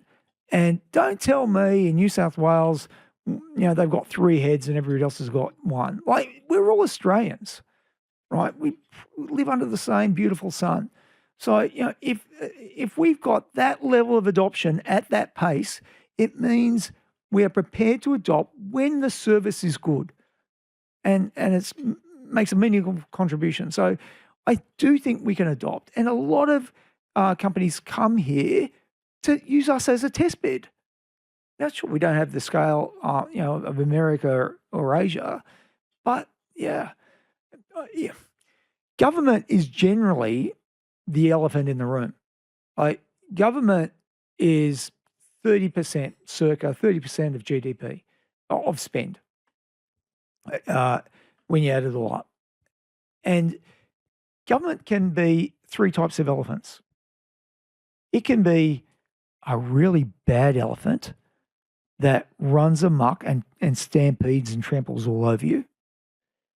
It could be just a lazy elephant that does nothing and you have to move heaven and earth to get around it. Or it could be a good elephant and lift the logs and clear the path.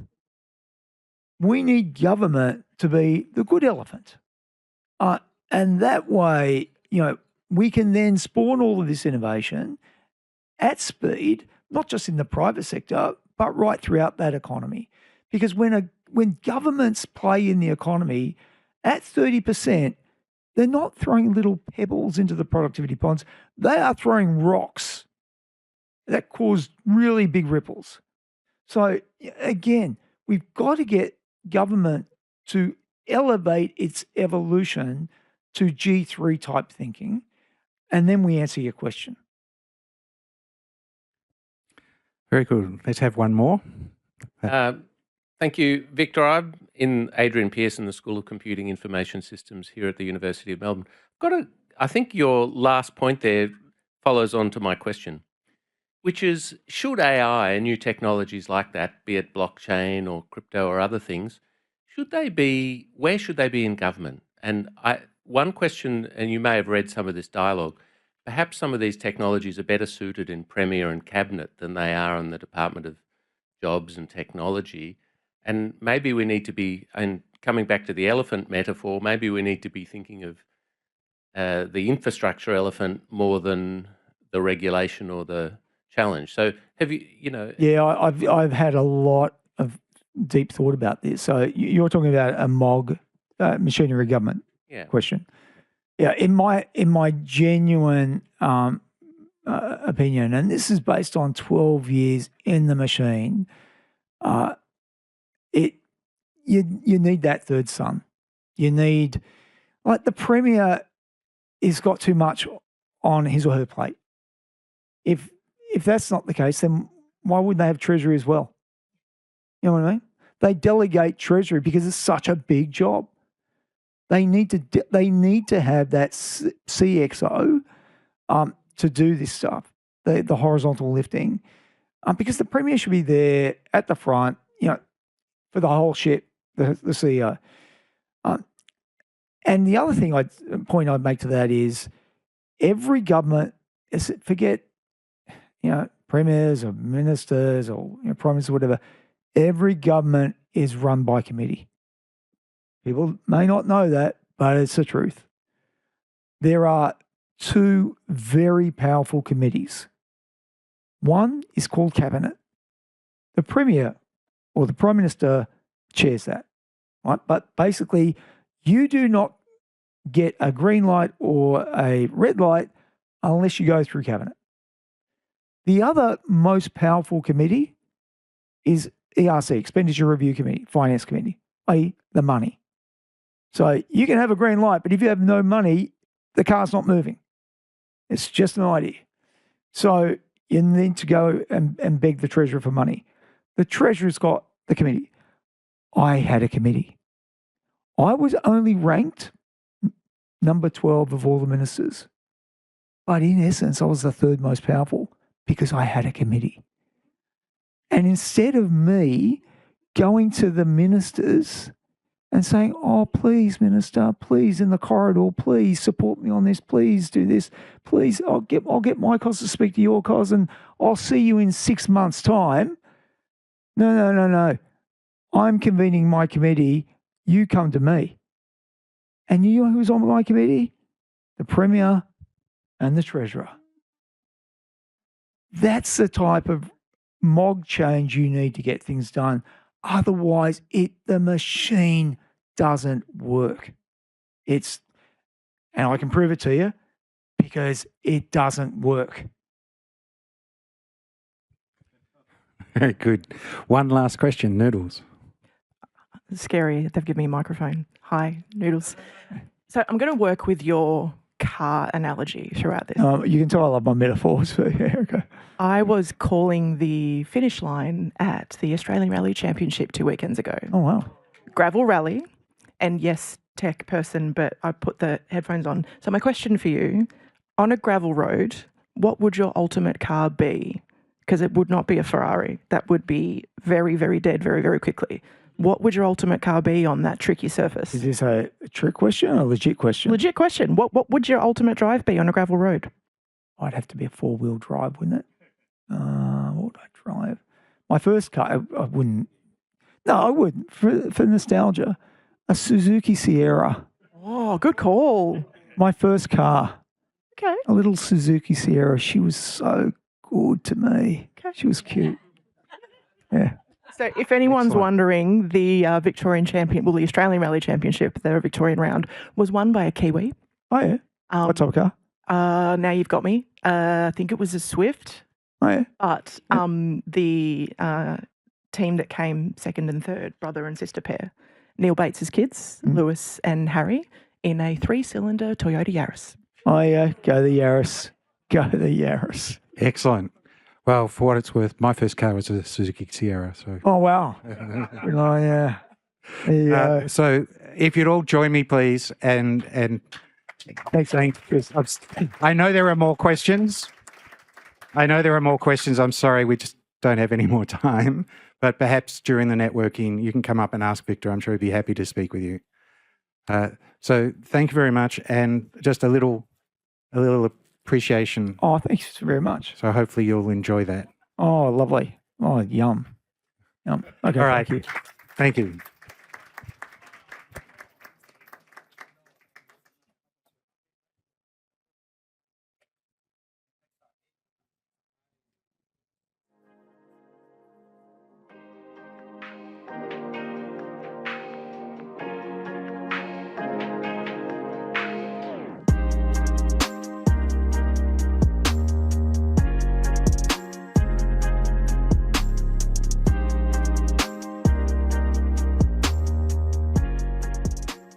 Thank you so much. And for the questions, I think we've got a lot of opportunity, people who want to change things. So let's work out how we can do that together.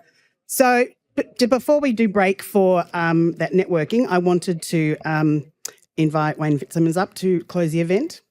And thanks, Wayne. Thanks, Kelly. I think, Victor, that was an outstanding oration, and I'm going to be thinking about it for weeks.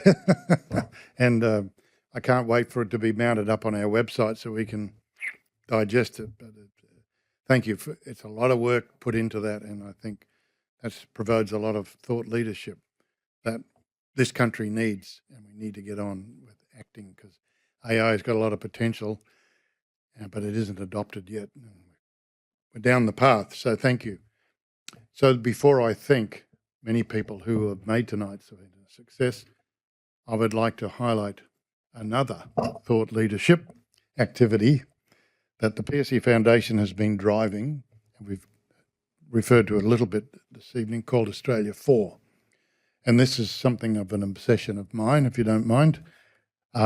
It turns out that Jordan and I have been members of the Electrical Engineering Industry Advisory Group here at Melbourne Uni, and there's quite a few Melbourne LECEng people here, I know. And Jordan and I have been on this IAG for about 15 years, I think. So one of the great team professors whom I have found inspirational at the LECEng department is Dr. Pierluigi Mancarella. Pierluigi is an acknowledged global expert, and he's spoken and lectured extensively on the transformation of the electricity distribution systems here in Australia, as well as internationally. This transformation is happening now as we transition towards net zero emissions. For the last 3 years, we at the Foundation have been holding many public discussions on this issue across Australia, both online and in person, under the name of Australia 4. We've held more than 15 sessions involving hundreds, more than 600, of interested professionals.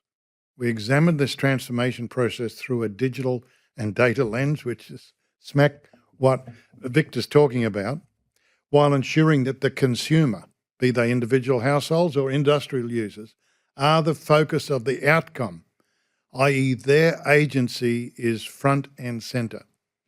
We determined we need a plan. I mean, that's pretty self-evident, i.e. there isn't one at the moment. We talk about net zero, but I mean, how do we get there? But the biggest challenge is that there doesn't seem to me to be anybody in charge. Our contribution at Pearcey is being refined and debated at an all-day session hosted by the University of New South Wales on the 9th of October. We will debate 5 recommendations and deliver a final public document for governments, academia and industry to consider as a baseline on this aspect of the transition towards net zero. We are calling this the 2025 Australia 4.0 Summit. We believe the ICT sector must be active participants, must step up to this national challenge, and above all, must show leadership. This is a data issue of great national significance if we are to get to net zero in a reasonable time. Full details are on our website on this summit, and I hope to see you there. So, in conclusion, I will just make a few thank yous. Victor, thank you so much for a very stimulating, wonderful 2025 Pearcey Oration that I think the audience will leave here very stimulated about what comes next. And to Sam Kroonenberg, thank you. An outstanding contribution to the industry and very deserving of the 2025 Entrepreneur of the Year. And to Professor Hovey, thank you for presenting the award to Sam. And appreciate Sam's wife and mother are here, which is fantastic. To Kelly Hutchinson, our Mistress of Ceremonies, as usual, doing a great job. To Carl von Muller, our official photographer and historian videographer of note. And my colleague Jordan Green for organising this fabulous event. And to Melbourne Connect for their support in hosting tonight's event, as well as to Melbourne University management and faculty. We sincerely thank you for your sustained support of the Pearcey Foundation through our many personal and professional linkages. I would also like to thank Karen Nilsson, our event organiser, who has journeyed down from Brisbane, as she has for several years, to make this activity a success. And thank you to all of you for attending our 2025 Victorian Entrepreneur of the Award and the 2025 Pearcey Oration. I'd like to ask you one last time to put your hands together to recognise our 2025 Pearcey Entrepreneur of the Year, Sam Kroonenberg. Thank you.